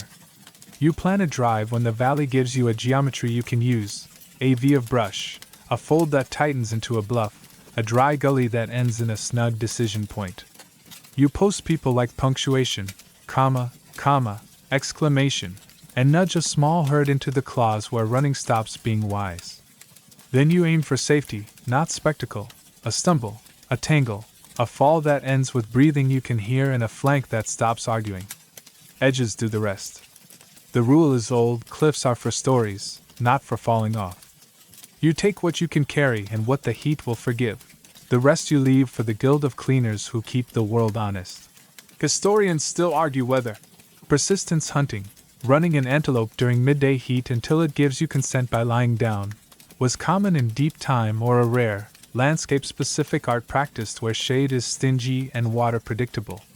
They also wrangle over when long-range projectiles, atlatls, then bows, moved hunting from arm's length to conversation at a distance. Ethnography shows persistence hunts among Kalahari foragers and others.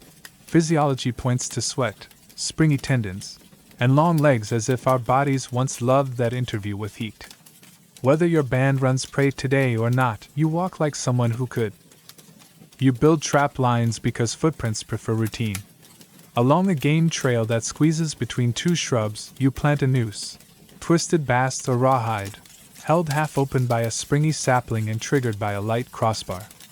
You mask your smell with dust, your impatience with distance, and your tracks with brush whiskers.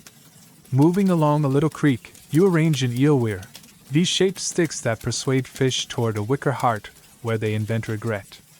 Across the sand where hares write cursive, you set a few deadfalls baited with greens. The line costs you a morning and pays you afternoons later with surprises you don't have to chase. Joke 2. Unite the trap line. Minister of maybe. And check on its reports without making eye contact, the way one greets a shy but effective employee.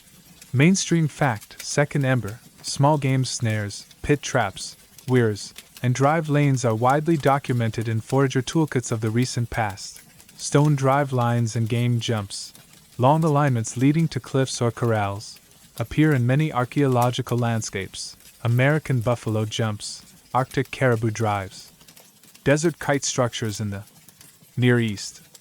While the materials, wood, fiber, hide, rarely fossilized, the geometry remains, rings and rows that only make sense if hooves once cooperated. Your hands like repeatable returns. A couple of spring poles in the brush, a modest fish trap that minds itself, a noon habit of walking the insect map, termites for roasting, grubs from rotten logs, an evening survey for bird nests after the chicks fly.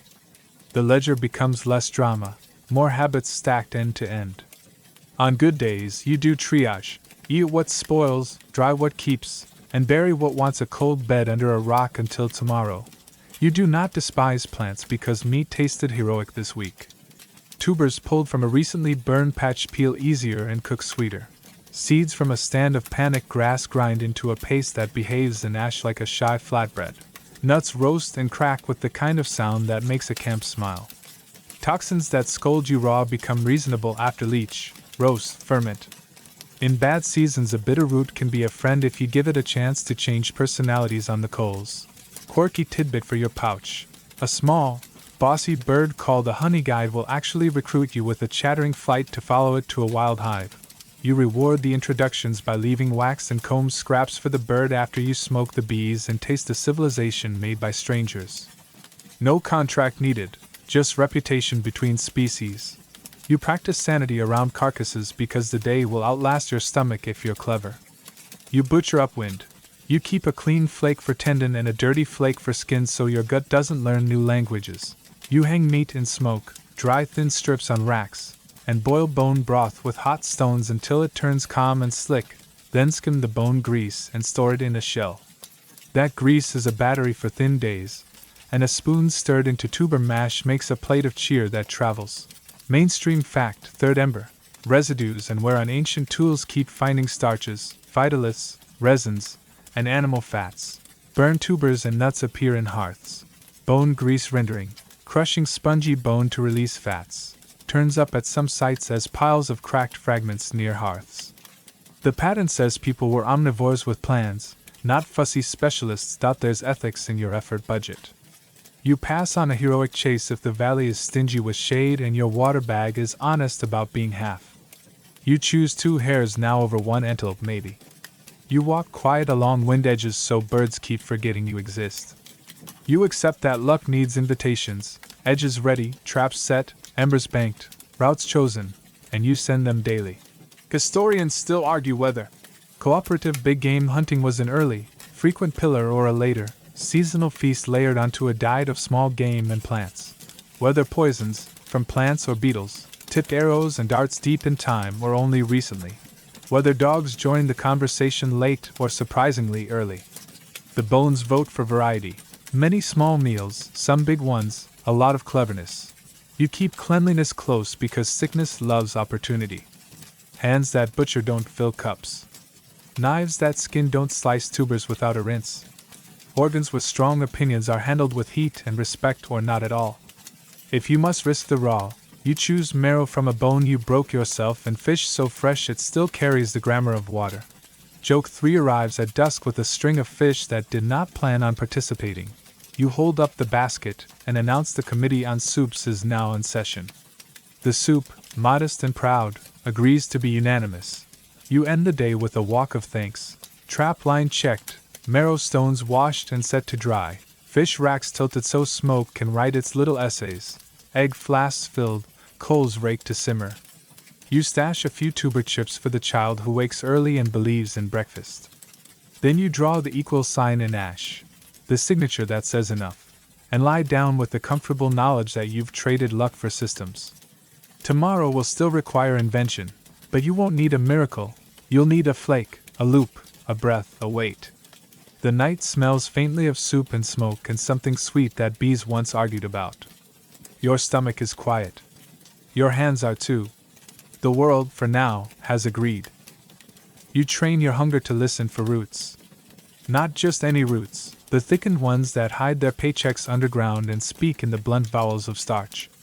You walk with a digging stick over your shoulder and a short list in your head, a little herbarium you keep behind your eyes, cattail by the quiet water, rhizomes like buried ropes, wild yam where vines climb and the leaf looks like a heart that learned geometry, sedge clumps with brown heads and shy tubers, lily cousins that don't itch when you treat them like adults. Roast first, then talk. Plants aren't backup singers, they're the band most days. Meat earns the stories, starch earns tomorrow. You read the ground the way you read clouds. A crease of green after fire says the roots down there woke early and sent sugar upstairs. Harvest time. A hollow under your foot where the soil gives like a promise says a tuber pushed the dirt and forgot to hide the lump. A line of boar digs that ends at a patch of torn leaves says something edible is underfoot and already reviewed by another chef. You lean your weight on the stick, wedge, and pry until the earth lets go with a polite T-champi. Mud on your calves, future in your hands. Raw, a lot of these faces have attitude. Aroid corms tingle the tongue with oxalates, acorns preach tannins, some yams carry bitter opinions that only fire, water, and time can humble. So you turn the hearth into an apology machine. You peel what wants peeling, slice what wants surface area, and choose the remedy the plant respects. Leach acorns in running water till the brown gives up. Roast and pound aroid into a paste that behaves. Parch oily seeds so they grind without sulking. Pit-bake tough tubers in an earth oven till they surrender and call you boss. Joke 1. You declare yourself head of plant negotiations and bang a wooden pestle like a gavel. The pestle approves by not splintering. Mainstream fact to keep near the mortar. Deep time camps preserve the machinery of starch. Grinding stones and mortars at places like the Sea of Galilee's Ohalo 2, ca 23,000 years ago, come dusted with charred seeds and starch granules. At Majbib in northern Australia, ca 65,000 years ago, grinding stones carry plant residues from seeds and tubers. In Mozambique, a cave floor older than 100,000 years gave up wild sorghum starch trapped in stone tools. Neanderthal dental calculus from sites like El Sidron holds cooked plant particles, even hints of medicinal bitter and smoke. In other words, teeth and stones both remember dinners that weren't made of hooves. You build a workflow that turns bland into bankable. Mornings, dig and haul. Middays, shade, chip and slice.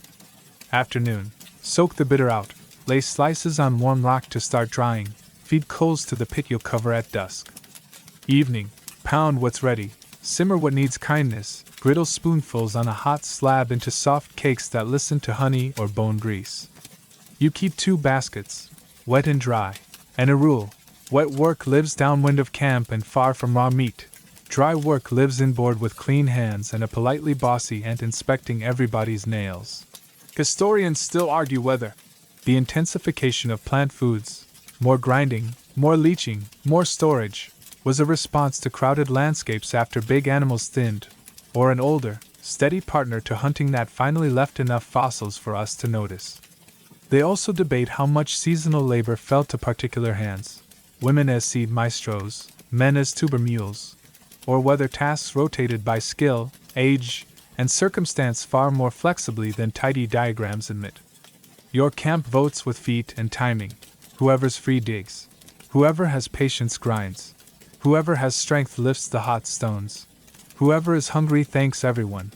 You learn to love the pestle's song. There's a rhythm that cracks acorns without turning them into spite, a stroke that rubs seeds against a metate until starch blooms, a steady thump that persuades nuts to confess oil. Add a trickle of hot water and you pour off tannin tea that you absolutely do not drink twice. Spread the pale meal thin and let smoke kiss it dry on a rack, storage for days when weather has opinions. Stir the fine flour with a little bone grease and a pinch of salt ash, yes, sash. It's alkaline and small, and you get a paste that fries into civilization in circles. Quirky tidbit for your pouch. Some valleys make a nut milk by boiling pounded hickory or other oily nuts and skimming the rich float, an ancient cream without cows. Elsewhere, people pound sago pith or cattail rhizomes and wash the fibers in a basket. The starch settles like sleeping snow, a white powder that cooks into pudding or glue depending on your mood and the day's diplomacy. Plants demand maps as much as herds do.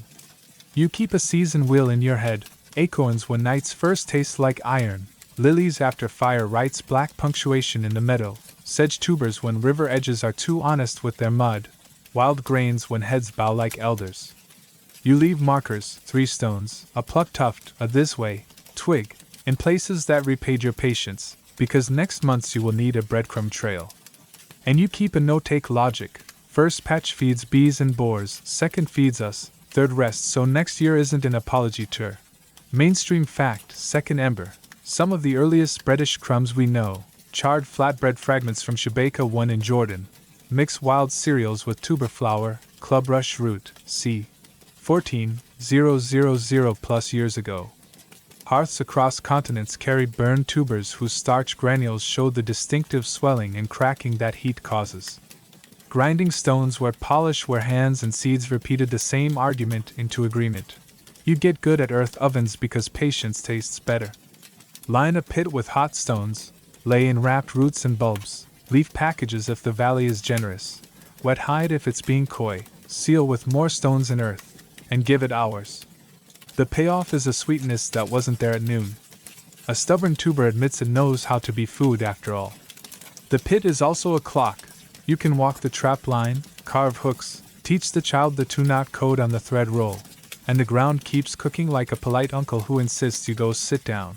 Historians still argue whether regular storage, pits of nuts, baskets of dried meal, cached flour, goes very far back in most regions or blooms near the threshold of settlement, whether seeds were mostly grind when needed or often ground ahead with planned feasts in mind. The pits we find can be ambiguous, the baskets shy, the rodents eloquent. But bedrock mortars, metate quarries, and the wear and old shoulders say grinding had seasons and those seasons mattered. Sanity rules keep bellies brave and bowels boring, which is what you want. Hot stones go from fire to water with a stick cradle, not bare hands. Baskets that carry raw do not become baskets that carry cooked without time and smoke in between. Leaching water runs away from camp so the world doesn't taste like oak tea for a week. If your tongue goes pins and needles during a taste test, you stop pretending courage is a spice and give the plant more time with heat and water. Joke 2. You tell the arrowroot it's welcome to keep its personality. It just can't bring it to dinner. Plants also store sunlight in better shapes than you think. A cache of dried roots, a pouch of parched grain, a bottle gourd of starch paste dried into pebbles you can later grate into porridge. These are batteries. On thin days, you grate a pebble, add water, simmer, and invent comfort. On journey days, you tuck flat cakes in a pouch and your feet stop filing so many complaints. Quirky tidbit number 2. A pinch of wood ash whisked into acorn batter, think of it as prehistoric light, can help proteins behave and knock down sour. Likewise, burnt shells pounded fine become a little lime that changes how pounded maize or other meals cook, later famous in nixtamal. But the chemistry is old even if the recipe cards got lost. You measure success by quiet. Not by cheering or drums, but by the sound a full camp makes when chewing softly and asking for seconds. Children fall asleep with mush stripes on their chins. Elders finish bowls and pretend they didn't notice you slipped extra grease into the mash. The ember fox under its ash blanket glows like approval. The mortar leans against the door as if tired in a satisfied way. Historians still argue whether the taste for sweetness pushed us toward plant work, roasting tubers to caramel, grinding seeds for griddle cakes, or whether it was the need for predictable calories that trained our palates and our shoulders at the same time. The stones say we did both, made treats when we could, made staples when we must, and learned to love the sound a pestle makes because it means a morning can be easy. Joke 3 arrives as you flip the last cakes from the hot stone. You declare, with all the pomp you can muster, that you are opening a bakery. The band asks if your bakery accepts payment in bone grease. You say yes. The economy, briefly, booms. By starlight you set tomorrow in motion. Tuber slices drying on a rack, acorn meal cooling in a shallow basket, a pit oven breathing quietly under its lid. You rinse the stones, wipe the pestle, and draw the equal sign in the ash because the night likes signatures. Then you lie back and let starch do what starch does best, keep promises, so that in the morning, when the air still tastes like cooking and patience, you'll have the kind of breakfast that lets a body walk far without bargaining. Plants were never plan B. They were the plan, and fire made them fluent. You catch yourself walking a path you've never walked as if you've been here before. That's the magic trick your head keeps doing. It builds a room out of everywhere. A bend of river becomes a table, a split bark tree the stool in the corner, a cliff with 2 chimneys the doorway you always grab with your left hand. You don't carry a map. You manufacture one as you move, landmarks pinned into memory with the same thread you use on cuffs. By the second visit a place stops being that slope and becomes the slope that forgives. By the third it's folded into your house, even if your house has a very large ceiling. You give things jobs because jobs stay remembered. The big leaning stone with the white vein, director of left turns. The twin figs whose roots gossip over the footpath, gatekeepers. The scrape of bright gravel where water hides below, thirst clerk. You talk to them under your breath the way you talk to tools, not because rocks replied but because your brain likes characters more than coordinates. Soon the country is peopled with reliable, inanimate friends who tell you where you are even if the sky has changed outfits. Wind is a guide you can hire for free if you learn its hours. At dawn it comes off the water if water is near. By noon it remembers hills. At night it drifts like someone thinking of home. You lick a finger, yes, it's not glamorous. You watch the way your hood fur leans. You smell the news the air brings to your nose. Damp stone, animal, rot, resin. And you sketch an arrow in your head without touching the ground. You learn to place smell fences in memory. Sage line here, mud line there, dry grass belt further on. Cross the second perfume, turn after the third. You've written directions into a scent alphabet only you can read. Mainstream fact to tuck into the belt pouch of your skull. Humans build cognitive maps, internal models of space, using brain circuits with the hippocampus as a hub. In living people who navigate for a living, the hippocampus shows use-related changes. And in foragers and pastoralists studied today, wayfinding draws on landmarks, wind, sun, and stars in tested, repeatable ways. Even our cousins in fur and feathers work this trade. Birds and bees stitch maps from odor, sun, and the sky's polarization. And we run a similar shop with a bigger upstairs office. You learn a star or two on purpose. Not the whole sky at once. That's how people end up bragging and lost. You anchor yourself to one honest constellation that rises the way you like to travel and one that sets over the shoulder you prefer. You notice that a smear of small lights, Pleiades, in a valley where someone will one day call them that, arrives in a season that smells like acorns getting serious. You don't worship the stars, unless you're in a mood, you interview them. If you walk at night while that bright hunter's belt climbs, which saddle in the hills lines up under it? You answer once, then twice, then the answer threads itself into your feet. Historians still argue whether some dot clusters beside animals in Paleolithic caves were deliberate star maps, the Pleiades above a bull, a sky pattern next to a wounded bison, or whether those points tally hunts, seasons, or stories that never met a telescope. They also debate how widely deep-time people navigated by stars as a rule versus kept them as backup singers to wind, smell, and ground. The walls are good at giving us art, and shy about footnotes. Your band does what most clever bands do, uses everything. Tracks are sentences you learn to read out loud with your feet. A two-toed split showing narrow and deep says antelope hurrying, not feeding. The wide oval with a snub toe says pig and bad temper as a default. The human story writes in stride, long, steady steps that don't waste, small shuffles that smell like berries. A child's hop-skip line where someone invented joy again. When the ground turns stingy, you read pressure, the dark, wet print under the light dry dust, the crushed dew and grass at first light. You don't memorize prints, you memorize behaviors, what a herd always does at the narrow, where a trail becomes a decision and animals choose between shade and water. Then you look there first. Quirky tidbit for your pouch. In one country where termite mounds grow like rows of little chapels, some species build them long ways north-south, their thin faces to sun at dawn and dusk. You're not above stealing that compass when your own forgets to load. In another country you've never seen, black rock flows carry magnetic lies that make the lodestone in your hand sulk. You learn to trust wind and river on those days and let stones argue with stones. Your map lives in songs because songs don't drop. A verse for the river bend with a cough, a refrain for the salt lick that pretends to move, a nonsense line for the two trees that look like cousins quarreling. You teach it to a child by walking it and singing it until the words become land and the land becomes words. You add beats for counting hills, pauses for water, and a joke so the line about don't nap at the crocodile's door never falls out of the memory shelf. This is not poetry, except it is. It's storage that travels without cracking. Mainstream fact, second ember for the night, across oral cultures, song paths, routes encoded in narrative, rhythm, and place names, guide journeys and seasonal moves. Ethnographers hear the habit wherever writing is a guest and memory a host. The archaeology is quieter, cairns, cleared passes, and Nuxuk-like stones that act as gestures in frozen grammar. But the logic matches the way your band stores directions, in voice, ritual, and rehearsal.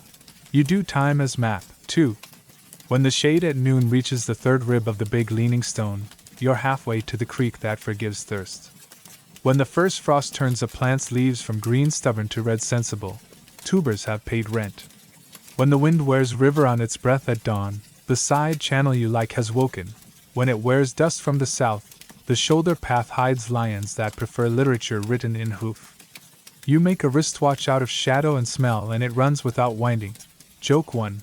You tell the wind it is your underpaid tour guide and, as usual, it pretends not to hear, which is also how it says yes. You leave whispers for your future self and for friends who read your handwriting. 3 stones set like footprints under an overhang mean good sleep with a back. A forked stick laid left down on a path means river spoiled by hooves. Right means sweet spring. A tiny braid of grass hung on a thorn says you owe this place a thank you. Maybe return seeds next season. Maybe spare the first patch and take the second. You don't scratch your name on rock. You write manners into weeds. Historians still argue whether long lines of cairns and rock alignments in some deserts served mostly as game drives, route markers, or messages for neighbors.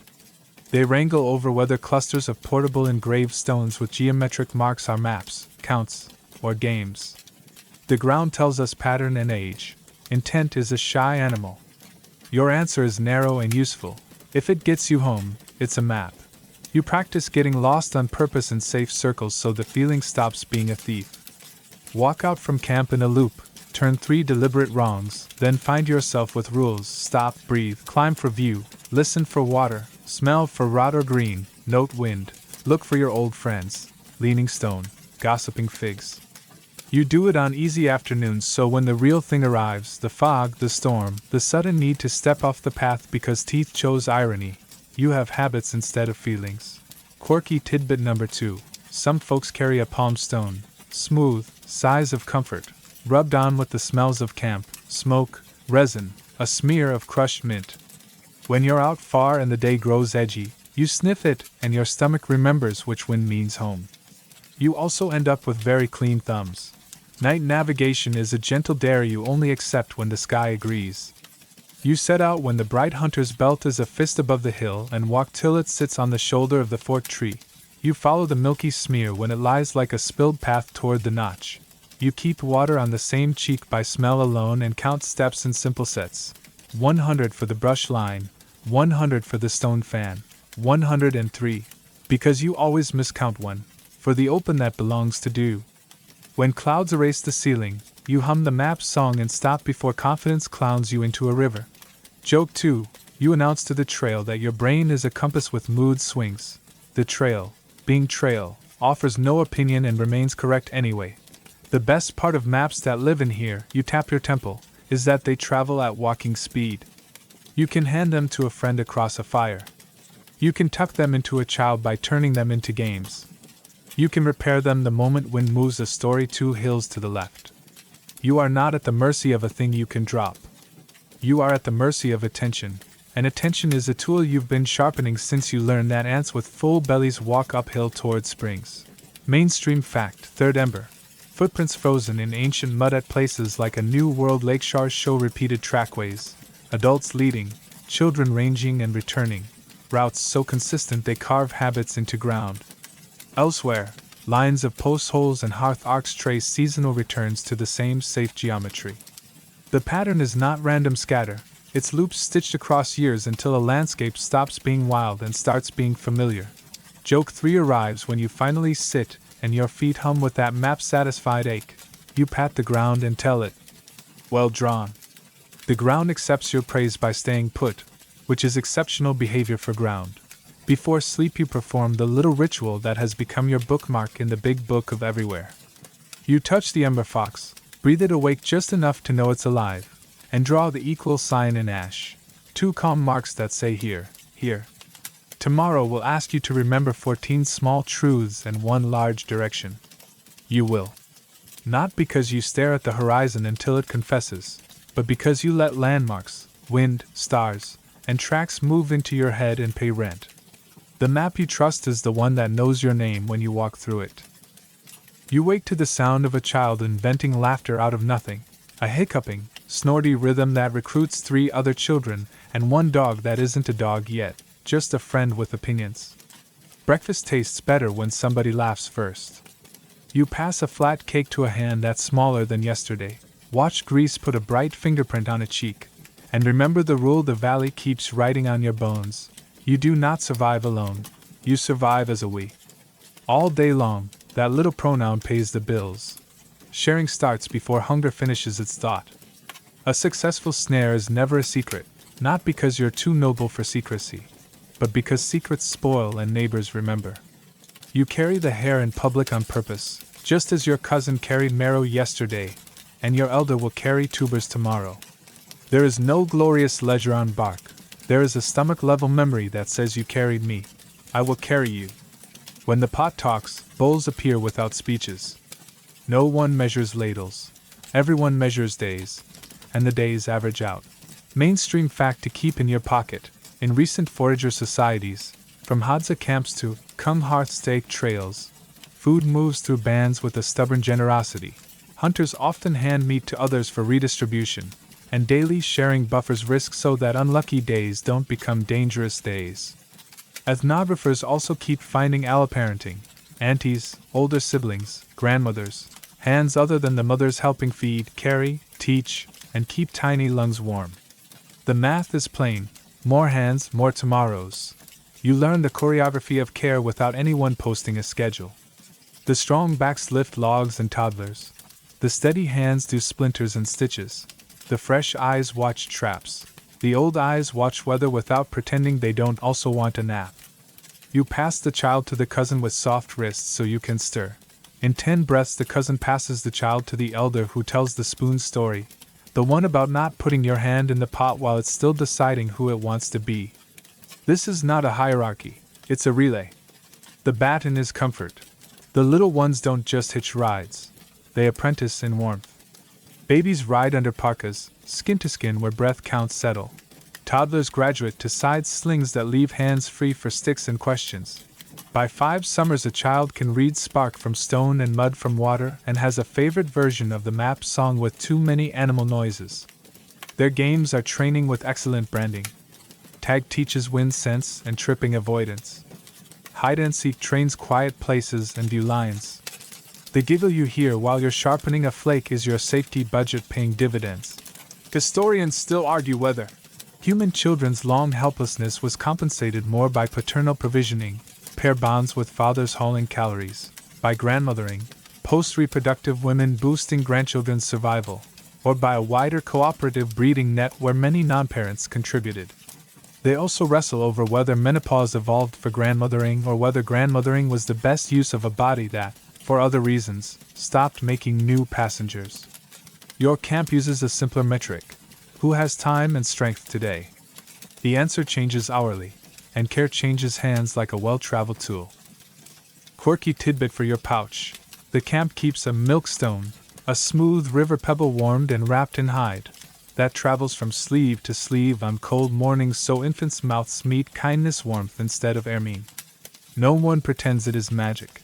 Everyone notices babies fall asleep faster when the stone did a lap first. Another odd trick. A strip of smoke-soft fur sewn inside a sling picks up the harsh smell, and babies who were bargaining suddenly accept the contract. Elders hold the library and make it talk. One shows you how to read the river shoulder for a fish mood. Another knows the story behind the wind's grudge with that notch. A third has 3 ways to tie a broken lace that all end in good manners. They teach by doing near you, not by lecturing at you. You absorb tactile sentences, the weight of a full eggshell, the sharp of a correct stitch, the feel of a tuber that will apologize after heat. Elders also hold the recipes for calm, the lullaby that fixes breath, the joke that releases tight shoulders, the way to tell a child no without teaching their ears to be afraid of that word. Mainstream fact, second ember. Field studies link grandmaternal presence to improve child survival in several traditional societies. The kernel of the grandmother hypothesis. Cooperative care patterns, siblings, aunts, grandfathers. Likewise correlate with better growth and higher birth spacing flexibility for mothers. In primate cousins, alloparenting shows up where social bonds are sticky. In us, the stickiness seems to be designed and then cultured. Your band has conflict, because bands are human. The trick is how small you keep the fire. You don't hoard resentments, you trade them like pebbles, briefly, in daylight, then set them down. When a voice gets sharp, someone hands that person a job that makes hands louder than mouth. Fetch water, straighten mats, walk the perimeter counting shell telltales.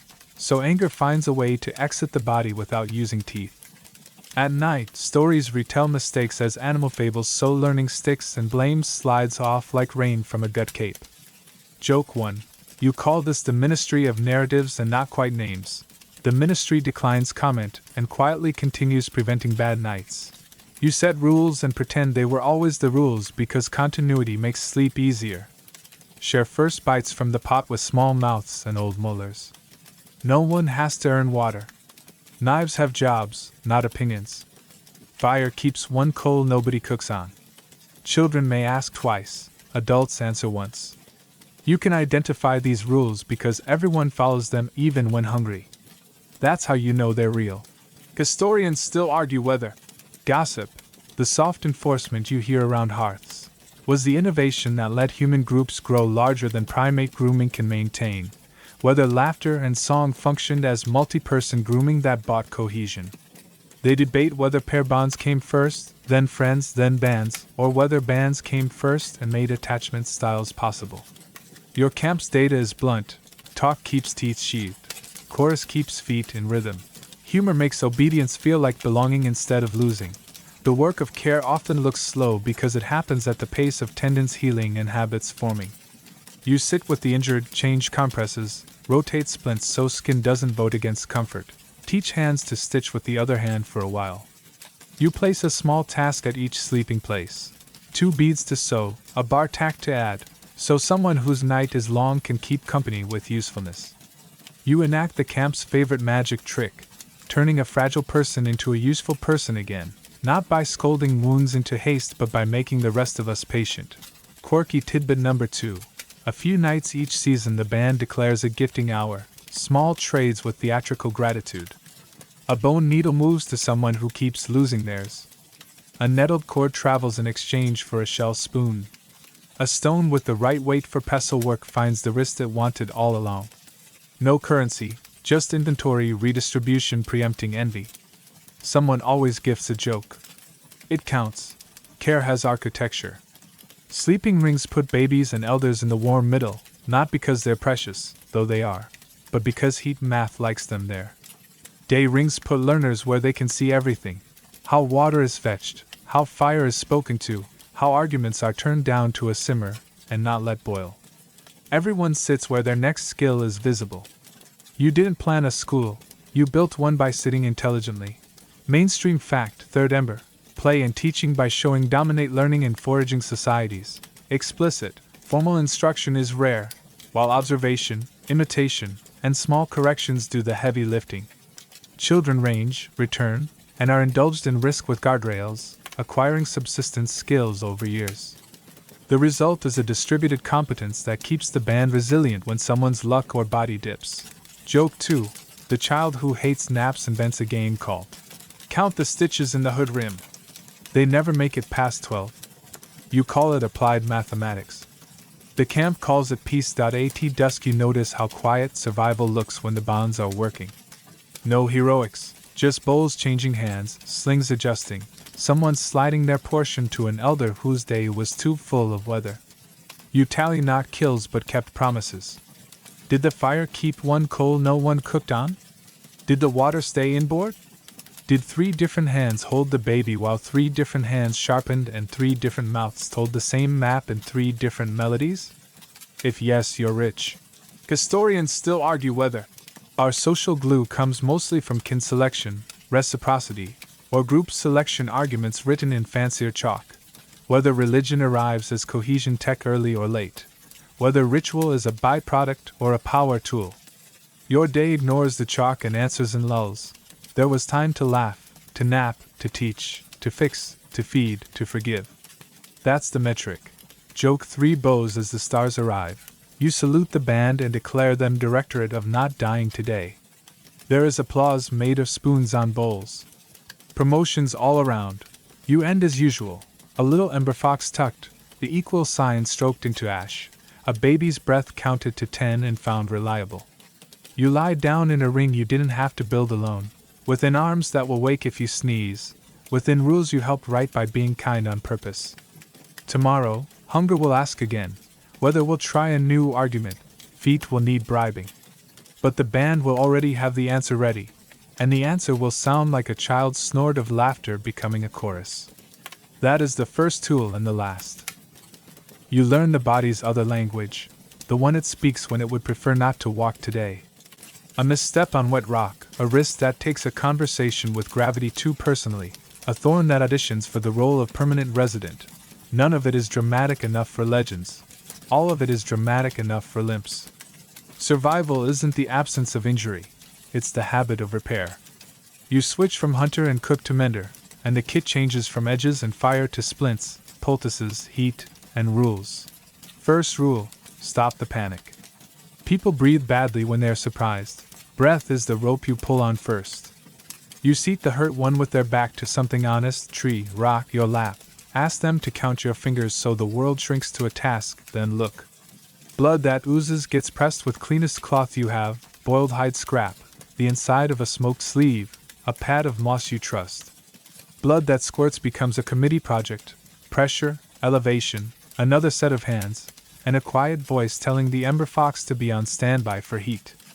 You don't need magic. You need calm organized into touched out a bad bend gets straight and kindly, and immobilized before the swelling decides to write a novel. 2 straight sticks, or ribs, or bark slats, a wrap of clean band, and the rule of joints, bind the ones above and below the complaint. A sprained ankle learns the figure-8 wrap. A cracked forearm meets a sling made from the quiet corner of a parka and a toggle. Hot stones wrapped in hide become warm hands that don't get tired. You bank a set by the hearth and rotate them like polite sons along sore places. Joke 1. You appoint the least lumpy stone minister of morale. It accepts the portfolio by staying warm exactly as long as the patient brags about it. Now for poultices. The earth's way of loaning you a pharmacy with poor signage. Chewed willow bark for aching heads and joints. The bitterness that scolds your tongue is kin to what later people will call salicylate. Yarrow on scrapes to help them behave. Plantain leaf for stinging insults. Honey on clean wounds because it is a bully to the tiny things that tried to colonize you, and it insists on drawing water out where you can wipe it away. Clay clean, fine, from over there, not the footpath. Cools heat and convinces angry skin to forget. If the air loves fungus, you dry the wound's edges before dressing. If the air loves dust, you cover and fix the cover when it sulks. Mainstream fact to keep by the ladle. Skeletal finds like Shanidar 1, a Neanderthal adult with a withered arm, damaged eye, and other healed injuries, show long-term survival after trauma, implying weeks to years of group care, carrying, feeding, protection. Chemical traces in ancient dental calculus from Neanderthals, e.g., L-sidrin, include molecules consistent with willow and yarrow, plants with bitter, medicinal reputations. Whether chewed for pain or by happenstance, the mouth remembers more than meat. The body, in other words, wore bandages of community long before bandages had names. Cleanliness becomes a ceremony because infections like ceremonies too. If you don't hold one, they will.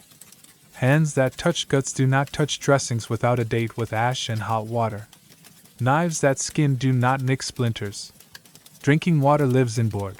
Washing water and rinse water lie downwind. A latrine path gets its own geometry, and no one confuses it with the night walk to stargaze. You boil cloth strips between uses and hang them in sweet smoke until they forget their previous life. The camp smells faintly of soup, resin, and good intentions. Historians still argue whether early humans practiced deliberate herbal medicine widely or whether plants like yarrow and chamomile and calculus signal incidental chewing, spice, or ritual taste. They also debate how systematic wound care could be without pottery or metal, how much boiling happened in hide-lined baskets with hot stones, how often honey or resin served as antiseptics in deep time versus later. What the bones keep saying: healed fractures, toothpick grooves, amputations survived in some later foragers, is that care is as old as trouble. Teeth demand their own politics. A thorn lodged between molar and gum, and you will learn new vocabulary for pain. You keep a toothpick, a clean thorn, a sliver of fish bone, later a shaped sliver of wood, in your kit, and you don't drive it like a spear, you coax. If a tooth howls from an abscess, you warm salt ash water and teach the mouth patience.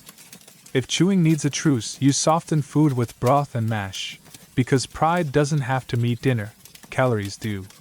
Quirky tidbit: some camps chew birch pitch, those glossy black tar lozenges, as glue practice. The pitch also tastes antiseptic and calms a sulky tooth. Later people will find your teeth marks fossilized in the pitch and read your DNA and your snack at the same time. Heat and rest become diplomatic tools. A sore back learns alternating: warm stone, gentle stretch, warm stone, then do not lift logs to prove a point. A swollen knee sleeps high on a rolled hide. A cut fingers its way toward closure faster if you leave it alone after the first 3 admiring glances. You treat fever with shade, wet cloth, sips, and the humility to cancel heroics. The band's best medicine is redistribution. Someone else carries the water, someone else does the heavy scraping, someone else sings the boring song that makes stillness bearable. Mainstream fact: second ember, skeletons across the Pleistocene and Holocene show healed fractures, amputations that knitted, and tooth wear patterns with interdental grooves likely made by habitual toothpicks. Later prehistory preserves trepanations with bone regrowth, skull openings that healed, implying surgery and survival under community care. While the dates and methods vary, the chorus is steady: hurt did not always equal end. You keep a splint box, not a real box, just a mental shelf, straight slats, 2 widths of band, 1 soft pad so bones don't argue with wood. When the day goes sideways, you can make a leg feel like it belongs to a plan again in 5 breaths. You also keep a burn kit: cool water, no grease, thin ash paste for later when skin complains, and the discipline to cover loosely and change often. Joke 2: you tell the patient that the bandage is fashion forward. They tell you not to start a clothing line. Hygiene is not a scold, it's quiet bravery. You rinse the cut 1 more time even when the patient insists it's fine. You air bedding in sun because sun is the second best doctor. You keep flies honest with smoke and covers. You make a trash walk at dusk to post bones where scavengers can clean them downwind, not by the door. The camp begins to run on tidy rituals that swallow accidents before they grow teeth. Historians still argue whether the mortality drop from simple hygiene, clean hands, clean water, separated tasks, was huge in deep time or whether small group size already kept pathogen loads low most days. They debate how often maggot cleaning or herbal antiseptics were used intentionally before writing. Your ledger remains practical. When we washed, boiled, smoked, and set aside, fewer people coughed, more people walked. Pain also has a music you can play softer. A tea from willow or meadowsweet, where the plants allow, takes the edge off. A story retold till its corners round takes the fear off. Rhythm, drum, pestle, foot tap, distracts a nervous system that likes to count. You treat loneliness on the second night after an injury. When visitors thin, you send work that can be done sitting, bead lining, cord twisting, so usefulness stays in circulation. A person who can contribute a small thing heals twice, once in the body, once in the story they tell themselves. Quirky tidbit number 2, some hands keep a fever whistle, a tiny drilled bone that makes a weak, silly sound. If the patient can muster a laugh at its ridiculous squeak today, the camp nods and decides the fever is losing. Is it medicine? Only if morale counts, and it does. Not every complaint announces with pain, some announce with smell. You learn the difference between healthy wound iron and the sweet, wrong fruit of infection, between muscle ache and the deep throb that says bone is annoyed. You set watch shifts on bad nights not just for predators but for pulses, someone touching a wrist at moonrise, someone counting breaths at darkest dark, someone sipping water into a sleepy mouth at dawn. The injured sleep inboard with the babies because warmth and watchfulness travel together. Mainstream fact, third ember. Even simple splintage and immobilization change fracture outcomes. Honey inhibits bacteria by osmotic pull and peroxide. Willow bark indeed contains salicin. Smoke, phenolics, drying, and sunlight, UV, cut down microbes on surfaces and bedding. You don't name the chemistry, you perform it. Joke 3 wraps the evening. You hold up the clean bandage roll and declare it chief of second chances. The bandage, admirably modest, does not respond. When the camp quiets, you do the closing ritual with an extra breath. Tuck the ember fox, lay the warm stone by the patient's side, draw the equal sign in ash where its simple grammar says enough for now. Pain may still narrate for a while, but the chorus, the band with its splints and poultices and jokes, will sing over it until the story changes tense from hurting to healed. You lie down knowing that tomorrow's miles depend not just on strong legs, but on hands that know how to repair what strong legs risk. And you sleep a little better because repair, tonight, feels like a skill your people own. You catch yourself talking even when your mouth is closed. A chin points and that is a verb. 2 fingers open and close over the chest and that is bring. A palm hovers flat, quiet, and the ring obeys because hands have been teachers longer than tongues have been poets. You live in a camp where meaning travels on many roads, gesture for speed, whistles for distance, hums for babies, words when you have the breath to spend them. Survival isn't only claws and calories. It's the daily miracle of saying the right thing in time. Morning drills start before feet wake up properly. You stand at the edge of the brush and practice the hunt sentence that needs no vowels. A soft lip point to the right, there, 3 tapped beats on the spear shaft. Ready, 2 open hands, wide, 1 slowly closing fist, wait. The young ones mirror you, giggling, and suddenly a language exists that foxes don't overhear. Later, when the drive line tightens, you add a hand wave low like wind in grass and the band advances like they share a single thought. Joke 1. You tell everyone today's grammar is no shouting, lots of eyebrows. The eyebrows accept the assignment and do most of the heavy lifting. Words arrive where breath is cheap and timing can be polite. By the hearth, you narrate the stitch you want a child to learn. In, under, over, back. You don't deliver a lecture, you label the rhythm. When someone coughs through a mouth that's sucked open under smoke, you murmur the evening's honey water recipe, and the cough agrees to stop being the main character. On long walks, a call and answer, 1 voice at the front, 1 at the back, keeps the line elastic without breaking. The hills hear a song and do not learn your plans. Mainstream fact to tuck beside the ladle. The hide bone from a Neanderthal in the Cabra cave looks human-like in form, hinting at speech-capable throats. The FOXP2 gene, linked to speech and motor control in living people, shows a similar derived version in Neanderthals, suggesting speech-ready biology runs deep. In the archaeological record, Upper Paleolithic sites give us bone flutes, e.g., Istritz, Geisenklosterl, clear evidence that controlled breath plus pitch mattered to people long before radios. Whether those sounds carried lyrics, signals, or comfort, breath was already a tool. Your body knows meter before your mouth names it. Grinding stones thump, sweep, thump, sweep, and 3 shoulders adopt the same tempo without ceremony. Rowers in a dugout hum a single low line and 8 paddles suddenly believe in democracy. A good fire song runs long and boring, the kind children pretend to hate and then sing in their sleep. Rhythm is the cheapest coordination tech you own. It is also a glue that doesn't look like glue. Historians still argue whether music was the warm-up act for language or a twin, whether beat and pitch carved the first channels and words later colonized them, or whether gesture plus referential sound came first and rhythm layered on.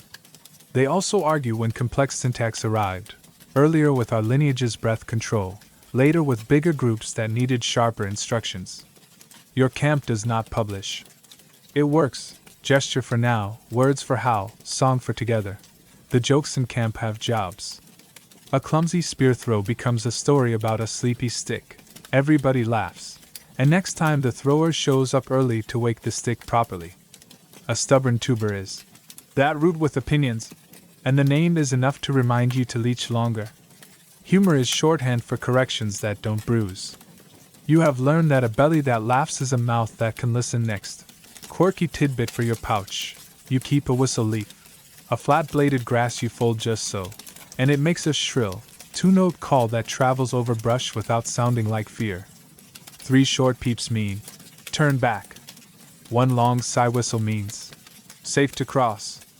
Elsewhere, people get fancy and shape bone into a signal whistle worn at the neck. Either way, you carry distance words that don't ask your chest to write a long letter. At night you discover that song is anesthesia. A sick child's breath gets ragged. You lay them in the warm middle, stroke the milkstone along the sling's edge, and hum the seam song, the one that lists stitches in order until the body forgets to be angry. The ember fox glows, the room's voices drop, the child's ribs remember what in, out feels like. You're not distilling medicine. You're calibrating a nervous system with volume and kindness. Your hands talk even when your face is tired. You draw maps in ash with 1 finger, bend, forward, sleep, rock, and circle the one place where the wind forgives. You clap the 2-beat code you all use for, "Where are you?" And the answer travels back through brush like a friendly echo. The thread roll has its own tap language now. 2 quick knocks for the sinew coil, 3 and a pause for the gut thread, 1 lazy tap for the mismatched bead that marks the end of a long repair. The kit is turning into vocabulary, and half your tools are now nouns. Historians still argue whether gesture-first models explain the birth of language, hands building sentences later vocalized, or whether vocal first with pantomime as backup tells the tale, whether click consonants represent ancient phonemes or regional flourishing, whether whistled speech evolved multiple times on steep, forested landscapes. The bones won't adjudicate, the ears will. Your band votes by using all of it, a stack of channels for 1 message because failure costs calories you can't spare. You keep a story pantry too. Not a list, a troop. The hyena who sold the night teaches latrine rules without saying rules. The river that married the wind explains why you don't camp where drafts argue. The boy who counted too loud makes step counting a game older children can't resist teaching younger ones. These are not bedtime fluff. They're compressed survival codes stored where brains don't lose things, in characters, rhythm, and pictures. Mainstream fact, second ember. In living oral cultures, formulaic phrases, meter, and refrains improve recall. Some neuroscientists show our brains entrained to beat and prosody, easing memory. Archaeology doesn't fossilize lullabies, but it does give us spaces where teaching and performance make sense. Wide cave chambers with eco-friendly curves, repeated pigment stations, and footprints of children and adults moving together. The rooms look suspiciously like places where chorus happened. Because words can hurt, you tie manners to speech the way you tie knots to gear. In the ring, no one says, you always, when, today, will do. Names don't get yelled unless water or fire is in the sentence. If you must call across a creek, you sing the name on a rising note so it can't be mistaken for anger. Whispered sarcasm is fun and mostly forbidden. The rule isn't printed, it's some mimed, reinforced with raised eyebrows and pointed silence. The outcome is simple, words start more work than wars. Joke 2, on a long, boring grind you lead a chant. Pestle to the left, pestle to the right. And after 5 minutes someone begs you to invent a better lyric. You grin and inform the mortar you're taking requests. The mortar doesn't clap, which is a critique you accept. When storms lock you inside, vocabulary gets fancier. Someone asks for the knife that doesn't bite, the retouched flake. Someone else wants the quiet thread, pre-waxed sinew. The child requests the story with the hungry tree, no nap parable, and then falls asleep before the antagonist appears. You mark time with sound, pebble rattles in a shell, a tongue click to mark the next stitch, a brrr your lips make while you sharpen slowly. The hut becomes an instrument, and you all become players. Historians still argue whether conversation firelight sculpted our faces and throats, selection for breath control, fine motor speech, and expressive brows, or whether those arrived earlier with hands and throwing. They debate if symbolic artifacts, beads, pigments, imply speech already in place or if gesture plus song carried meaning perfectly well while tongues auditioned. You tip your head and watch a child invent a sign on the spot for "Don't step there," and you suspect language keeps starting wherever brains find cooperation expensive to leave to chance. Quirky tidbit number 2, you've caught yourself using animal calls as verbs. "All me when the soup decides," meaning make the soft 2 note you learned from the trees. "Lizard," meaning the flick of hands for scatter and freeze. Half the band's slang is borrowed wildlife, and it works because everyone speaks neighborhood. The day ends with a clinic in softness. The injured one from last section groans.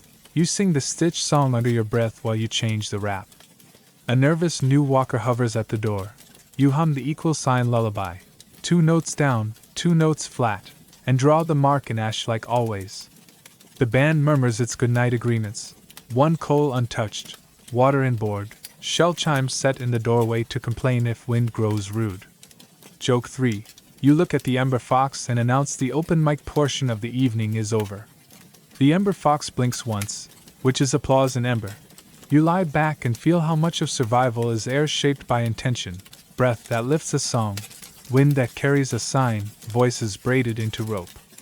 Tomorrow you'll gesture hunts and speak recipes and hum courage.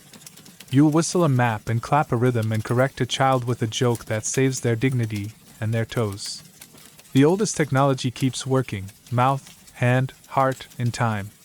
You close your eyes, breathing the vowel the world always accepts, O in, A out, and sleep arrives as a sentence that doesn't need a word for safe to be understood. You discover that survival isn't only calories and maps. It's meaning, a second fire that burns in the head and keeps the night from getting ideas.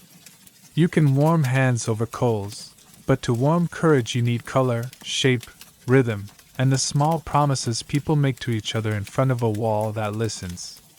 So after work, after soup, after the baby learns to like the spoon again, you carry a lamp of fat down a corridor the stone carved for patient feet, and you open the little kit that is not for sewing or hunting but for making the world agree to be beautiful. The pigments travel like secrets. Ochre, iron-rich earth that rusts with panache, crumbles under a stone and opens into red, amber, brown. Charcoal gives you night you can hold. Manganese black is deeper than caves and smug about it. You grind with water or fat on a flat rock until the paste thinks, then load a hollow bird bone, purse lips to bone, and spray the wall around a hand you press flat. When you peel your palm away, your absence is the picture, a small contract. I was here. I will be again. A row of hands, big, small, one with a missing finger that everyone in camp knows and loves, becomes a chorus frozen into stone. Mainstream fact to stow by the lamp, from Blombo's cave, etched ochre and shell beads c. 70 to 75,000 years ago, to the great galleries at Chauvet and Altamira and beyond, people left pigments, engravings, beads, and flutes that do not hunt or boil but clearly matter. Burials like Sunger in the far north, with bodies draped in thousands of ivory beads, and the carved lion. Man from Hohensteinstadel ivory whispered that imagination had muscles long before pottery did. Meaning, it turns out, leaves hardware. You paint by animal memory, not by outline. The horse isn't a horse until its withers swell under charcoal, until your finger drags a gloss line where the coat would shine at dusk, until a black lick of mane breaks the air. You take the bison's hump one careful breath at a time. You smudge a shadow under the belly with the back of your knuckle and suddenly the creature stands. Someone taps a rhythm behind you, stone on stone, low, even, and the brush moves in time, because painting alone is hard and painting with a friend's beat is a small, clean miracle. Joke 1. You tell the wall you're not drawing bison, you're installing weather forecasts.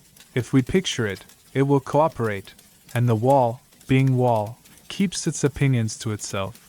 Meaning is also portable. You sit by the hearth and scratch a spiral into a bit of bone. You press lines into soft clay that will dry into a story pebble. You carve a tiny figure, a belly, a hip, a stance that says I am a body that knows how to arrive and stay. You thread shells and teeth onto sinew and stitch them into a hood so even on gray days your brow carries bright logic. We belong to us. You lift a bead and feel the minutes it took to drill it. Tap, twist, clear, tap. And you understand beads are time made visible, time you then wear, a ledger anyone can read.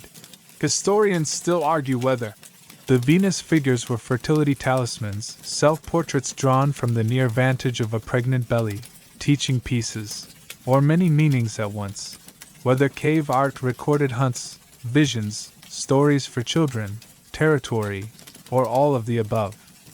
They wrestle with the Shanidar, flower burial, pollen from blooms on a Neanderthal grave, asking if it marks ritual or the busy work of burrowing rodents stalking nests. The dirt keeps grinning and giving us pollen, pigment, beads, lamps, and footprints, and then steps back to let us argue kindly. You dab a red stripe along your forearm and it's not vanity. It's armor you can see. The band paints brow lines, cheek dots, hand swirls before a dangerous day. Not because paint makes spears fly truer, but because intention behaves better when it's been colored in. The child holds still long enough to get a tiny ochre thumbprint on the sling. They beam like a member of a club they were already in. Ochre has other humble tricks. Mixed with fat it becomes a bug discourager and a good sun honesty filter on noses that burn easily. Red is more than pretty, it's policy. Quirky tidbit for your pocket. In one long cave, a child's bare footprints cross soft clay beside the prints of a wolf. Two travelers under lamplight, one humming, one silent, and the clay kept the joke for tens of millennia. Elsewhere, finger flutings, raked lines made by small hands, run along walls at child shoulder height, proof that kids were not parked outside our time. They were in the room, inventing wiggles while adults traced bison lungs with charcoal. Ritual keeps nerves from borrowing the whole day. A first hunt gets a mark on a spear's shaft, and a song that gently overpraises. A safe return earns 2 beads stitched, not for counting glory, but for linking memory to something your fingers can find in the dark. When someone dies, you wrap the body with a quiet voice, touch brow and chest with ochre, and lay a tool that fits their hand by the shoulder, not because they need it, but because you do, because tomorrow will go better if today had shape. You cover the grave, pack the earth smooth, and set 3 stones that look like gentle teeth. The band eats together. It helps. Mainstream fact, second ember. Formal burials with grave goods appear again and again. From Upper Paleolithic sites like Sungir to earlier hints with ochre and careful placement. And many caves show lamp soot, calcite-dripped handprints, and acoustic hotspots where painted panels cluster at places the voice carries. The marriage of sound and image may be coincidence. It also might be design. Either way, the rooms knew how to act like theaters. You find that certain places ask for ceremony even when no one planned it. A chamber where the ceiling drops and the echoes wrap your chest in a second ribcage becomes the room for vows. We will keep the ember alive. We will return to this spring. We will not hunt the mothers with milk unless the winter writes a letter we can't ignore. A ledge in the open country with wind like wings under it becomes the spot for naming.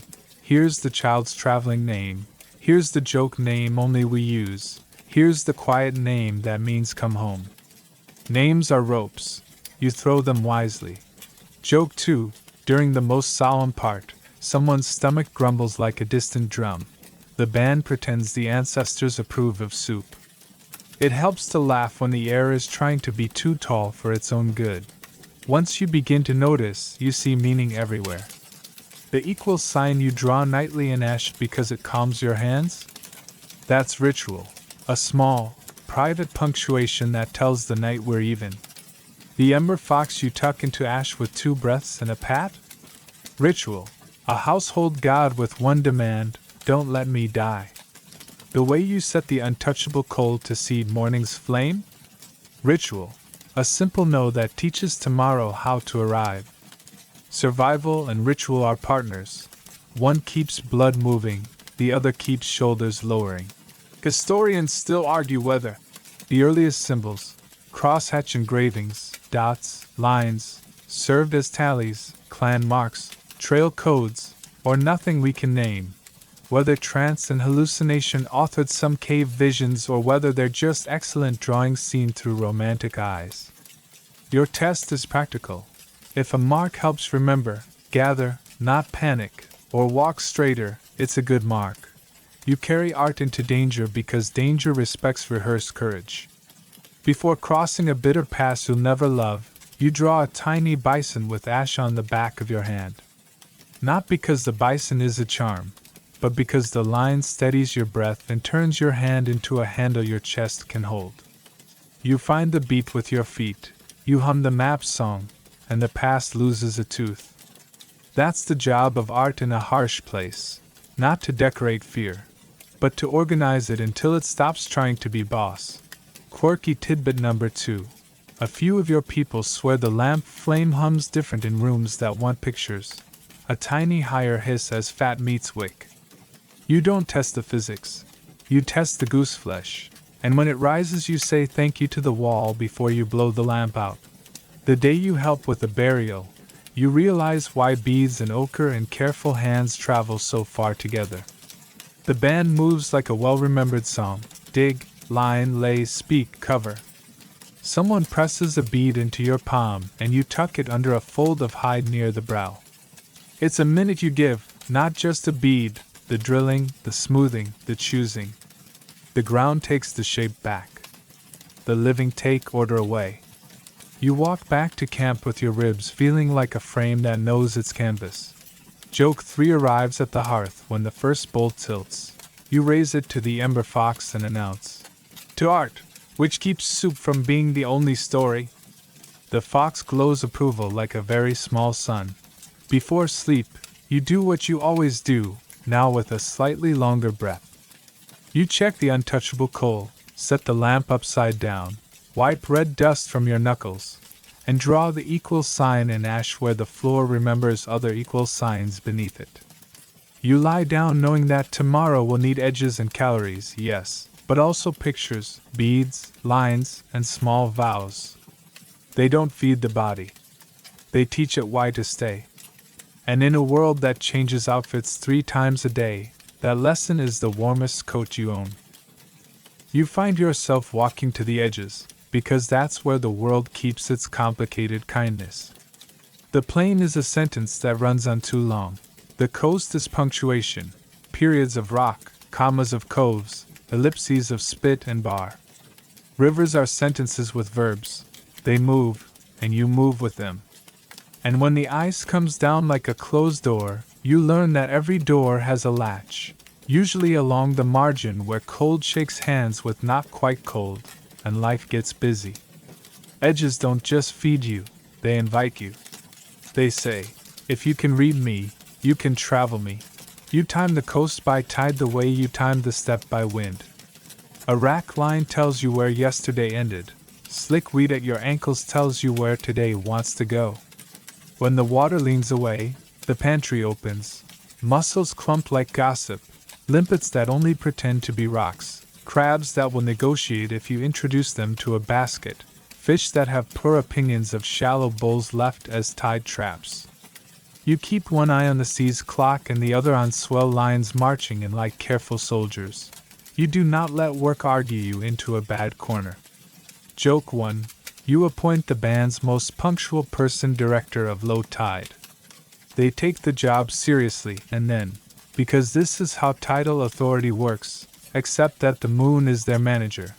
Mainstream fact to stick like a shell in your pouch. In the last glacial maximum, sea levels sat roughly 100 to 120 meters lower than today, exposing broad continental shelves. Yet even then, gaps remained, most famously the crossings into Sahul, Australia, New Guinea. And the earliest secure dates for people there reached 65,000 years ago, which strongly implies watercraft and coast. wise competence. In other words, our kind learn to treat shorelines as roads and not just buffets. You make boats without calling them boats. A drift log squared by fire becomes a sitter that floats two people across a mild channel. A bundle of reeds tight twisted and tied bows into a modest raft. A skin-on-frame dream appears when wood is kind and sinew is plentiful. You paddle with what you have: oars of split plank, poles in lagoons, hands when distance is small and bravery fair. The sea answers with fish corrals you set from stakes and brush, with kelp beds that hold your raft steady like a friendly hand, with coves that behave like rooms if you ask politely. Historians still argue whether the first Americans walked a late ice-free corridor inland or paddled the Pacific Rim along a kelp highway, harvesting rich nearshore foods all the way. Whether earlier footprints at a New World lakeshore mean much earlier arrivals or tricky dating. Whether coastal camps now, drowned by rising seas, held crucial chapters we can only infer. They also wrangle over what those first boats looked like and how far offshore people went. Your band votes daily with shoreline common sense. Ride the edges, read the weed, respect the swell's opinion. Quirky tidbit for your kit: dried bladderwrack floats make passable bobbers on a hand line, and a twist of kelp stipe soaked and stretched becomes a surprisingly polite chord. Also, step in the water on a dark, hot night and sometimes the sea sparks, tiny lights waking under your toes. You call them star waters, so the child laughs and stops worrying about the sound the waves make when they fold. Rivers are roads with groceries. You walk their shoulders where sand keeps secrets, fresh prints, old drift, edible gossip. At bends you plant eel weirs. In narrows you stretch a net of bass. In slow pockets you drop stone baskets that admire trout without discussing it first. Each confluence is a crossroads and usually a camp, flat ground, water you can bully into clean, wood that drifts to your fire as if pre-negotiated. The river teaches discipline. No fresh meat upstream of the drinking place. No latrine near the inside bend. No night walks along black water unless the moon agrees to be your supervisor. Edges along ice are weirder and richer than maps admit. Where glacier ends and steppe tundra begins, cool winds bring reindeer, horses, bison, animals traveling exactly where you can travel without drowning in snow or thirst. You learn to cruise the icefoot like a coastline, fuel at dwarf willow copses, fresh water at melt runnels, shelter where moraines shrug you into lee. The ice margin is a moving town. You don't own a house there, but you visit like a favorite market. Historians still argue whether the peopling of northern latitudes hinged on specialized cold kit first, tailored clothes, bone needles, or on route intelligence along ectones, those productive overlaps where two biomes flirt. Whether Beringia was a long pause of generations or a bridge you jog across in a handful of centuries. Whether big animals pulled people across or people pushed into new ground and big animals noticed later. You shrug and keep moving along ridges where lichens grow fat and wind behaves, because arguments are for evenings and ridges are for today. Edges also make maps that move. Coasts redraw themselves, deltas grow egos, rivers braid and unbraid. So you encode corridors and things that travel in your head, series of coves you name by the sound shells make underfoot, strings of fords you count by the color of upstream cliffs, headlands you nickname after smells. Your song paths become tide paths and current paths. A verse 4. Hug the inside of the kelp to dodge swell. A chorus 4. Wait, now, go. At a bar crossing. The child learns the timing by clapping. You learn it again by watching the child. Joke 2. When gulls follow your raft like airborne auditors, you salute them and announce the accounts of fish will be published after dinner. They scream as if they understood the schedule and disagree with it. You cache edges the way you cache water. A dry drift log tucked above the rack line 3 coves ahead. A pile of cut stakes where a future weir will stand. A smooth launch where the bar is forgiving. You leave shell cairns only your people would notice, 3 white, 2 dark, so that return trips feel like memory instead of luck. Inland, along a river corridor, you plant a bark sign that anyone can read if they know the alphabet, a herringbone cut for "We went upriver and it was good," a simple /4 "Downriver, not so kind." Mainstream fact, second ember.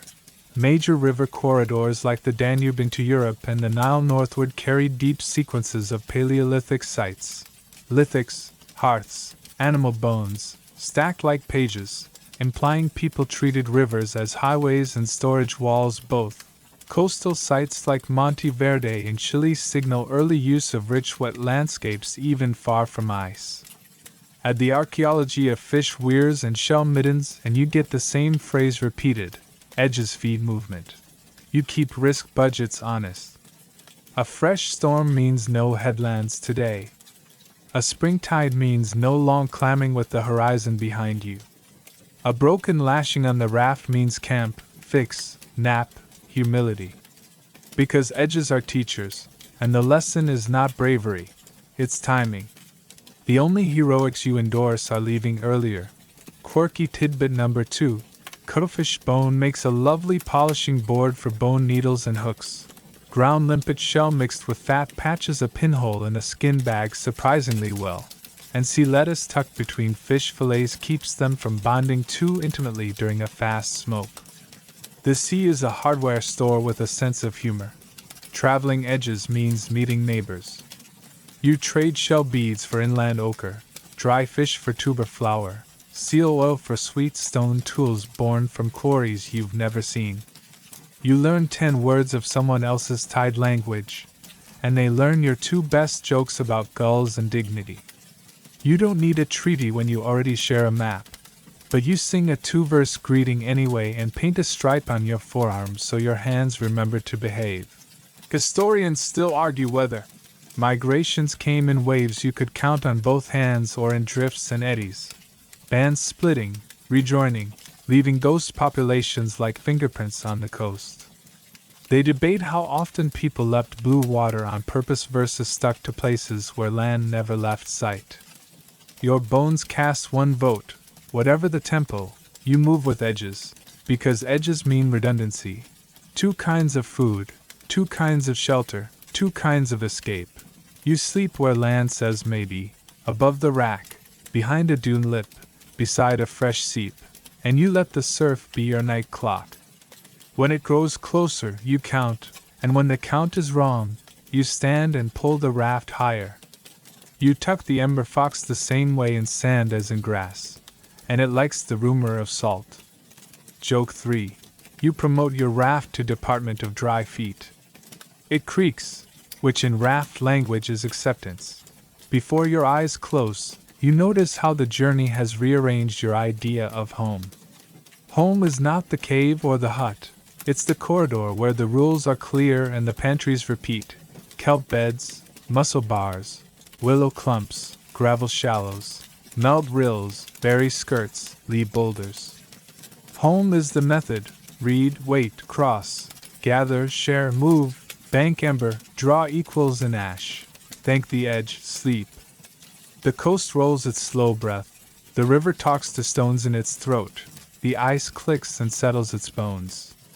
You turn on your side and let the sound arrange your ribs. Tomorrow will be another margin. Maybe a river shoulder that smells like iron, maybe a rim of ice that hums, maybe a coast with star water when you step.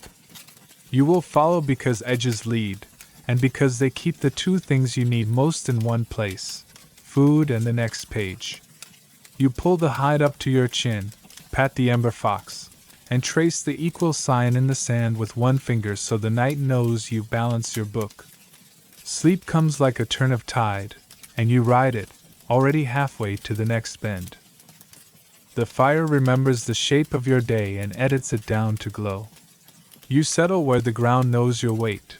Let your shoulders drift a thumb's width lower, and listen to the room finish its sentences in quiet. The ember fox curls small beneath its ash blanket, the lamp sleeps upside down, and your tools wait like good thoughts, edges wrapped in leaf, thread rolled neat, the clean cup turned mouth down against dust. Breath in, like a tide shouldering gently over stones. Breath out, like smoke deciding the door is enough of a sky. You can feel the map you built softening into comfort. Ridge, ford, kelp bed, willow clump, drift log. The safe ring around sleep. The equal sign in ash that tells the night you've balanced your book. Your clothes remember your shape without asking for work. The hood stays where you leave it. The blanket stitch minds its manners. The shell chime in the doorway has nothing to report, which is the best kind of music. Let the busy parts file themselves. The pestle can finish its rhythm tomorrow. The trap line will keep its own small promises until dawn. The river will still be speaking in its gravel voice when you open your eyes. For now, set the day down like a basket, marrow, tubers, laughter, repairs, maps, songs, each in its place, none asking to be heavier than it has to be. If a thought returns, give it a small job, count stitches along the hood rim, name coves you've already crossed, list the 3 ways wind says yes, until even thoughts decide to lie down and face the warm side. Outside, the night keeps its old syllabus. Teeth at the margins, paws with opinions, stars practicing their patient grammar. And still you are safe here, in the circle you made with hands, with kindness, with the habit of noticing. The ember fox breathes once, your breath follows, and the tent of darkness grows roomy and kind. You can leave a spare promise on the bench, a patch oval for a thorn you haven't met yet, and let tomorrow pick it up without hurry. Close your eyes. Let the last light slide off the bead line, let the last chirp shrink to a friendly dot in the far distance. The world is large, moody, generous when asked the right way. You've learned its courtesies. You may rest now. Draw the equal sign in your mind, 2 calm strokes, and feel the camp answer with a nod. Sleep moves in like warm smoke, threading every seam, and holds till morning.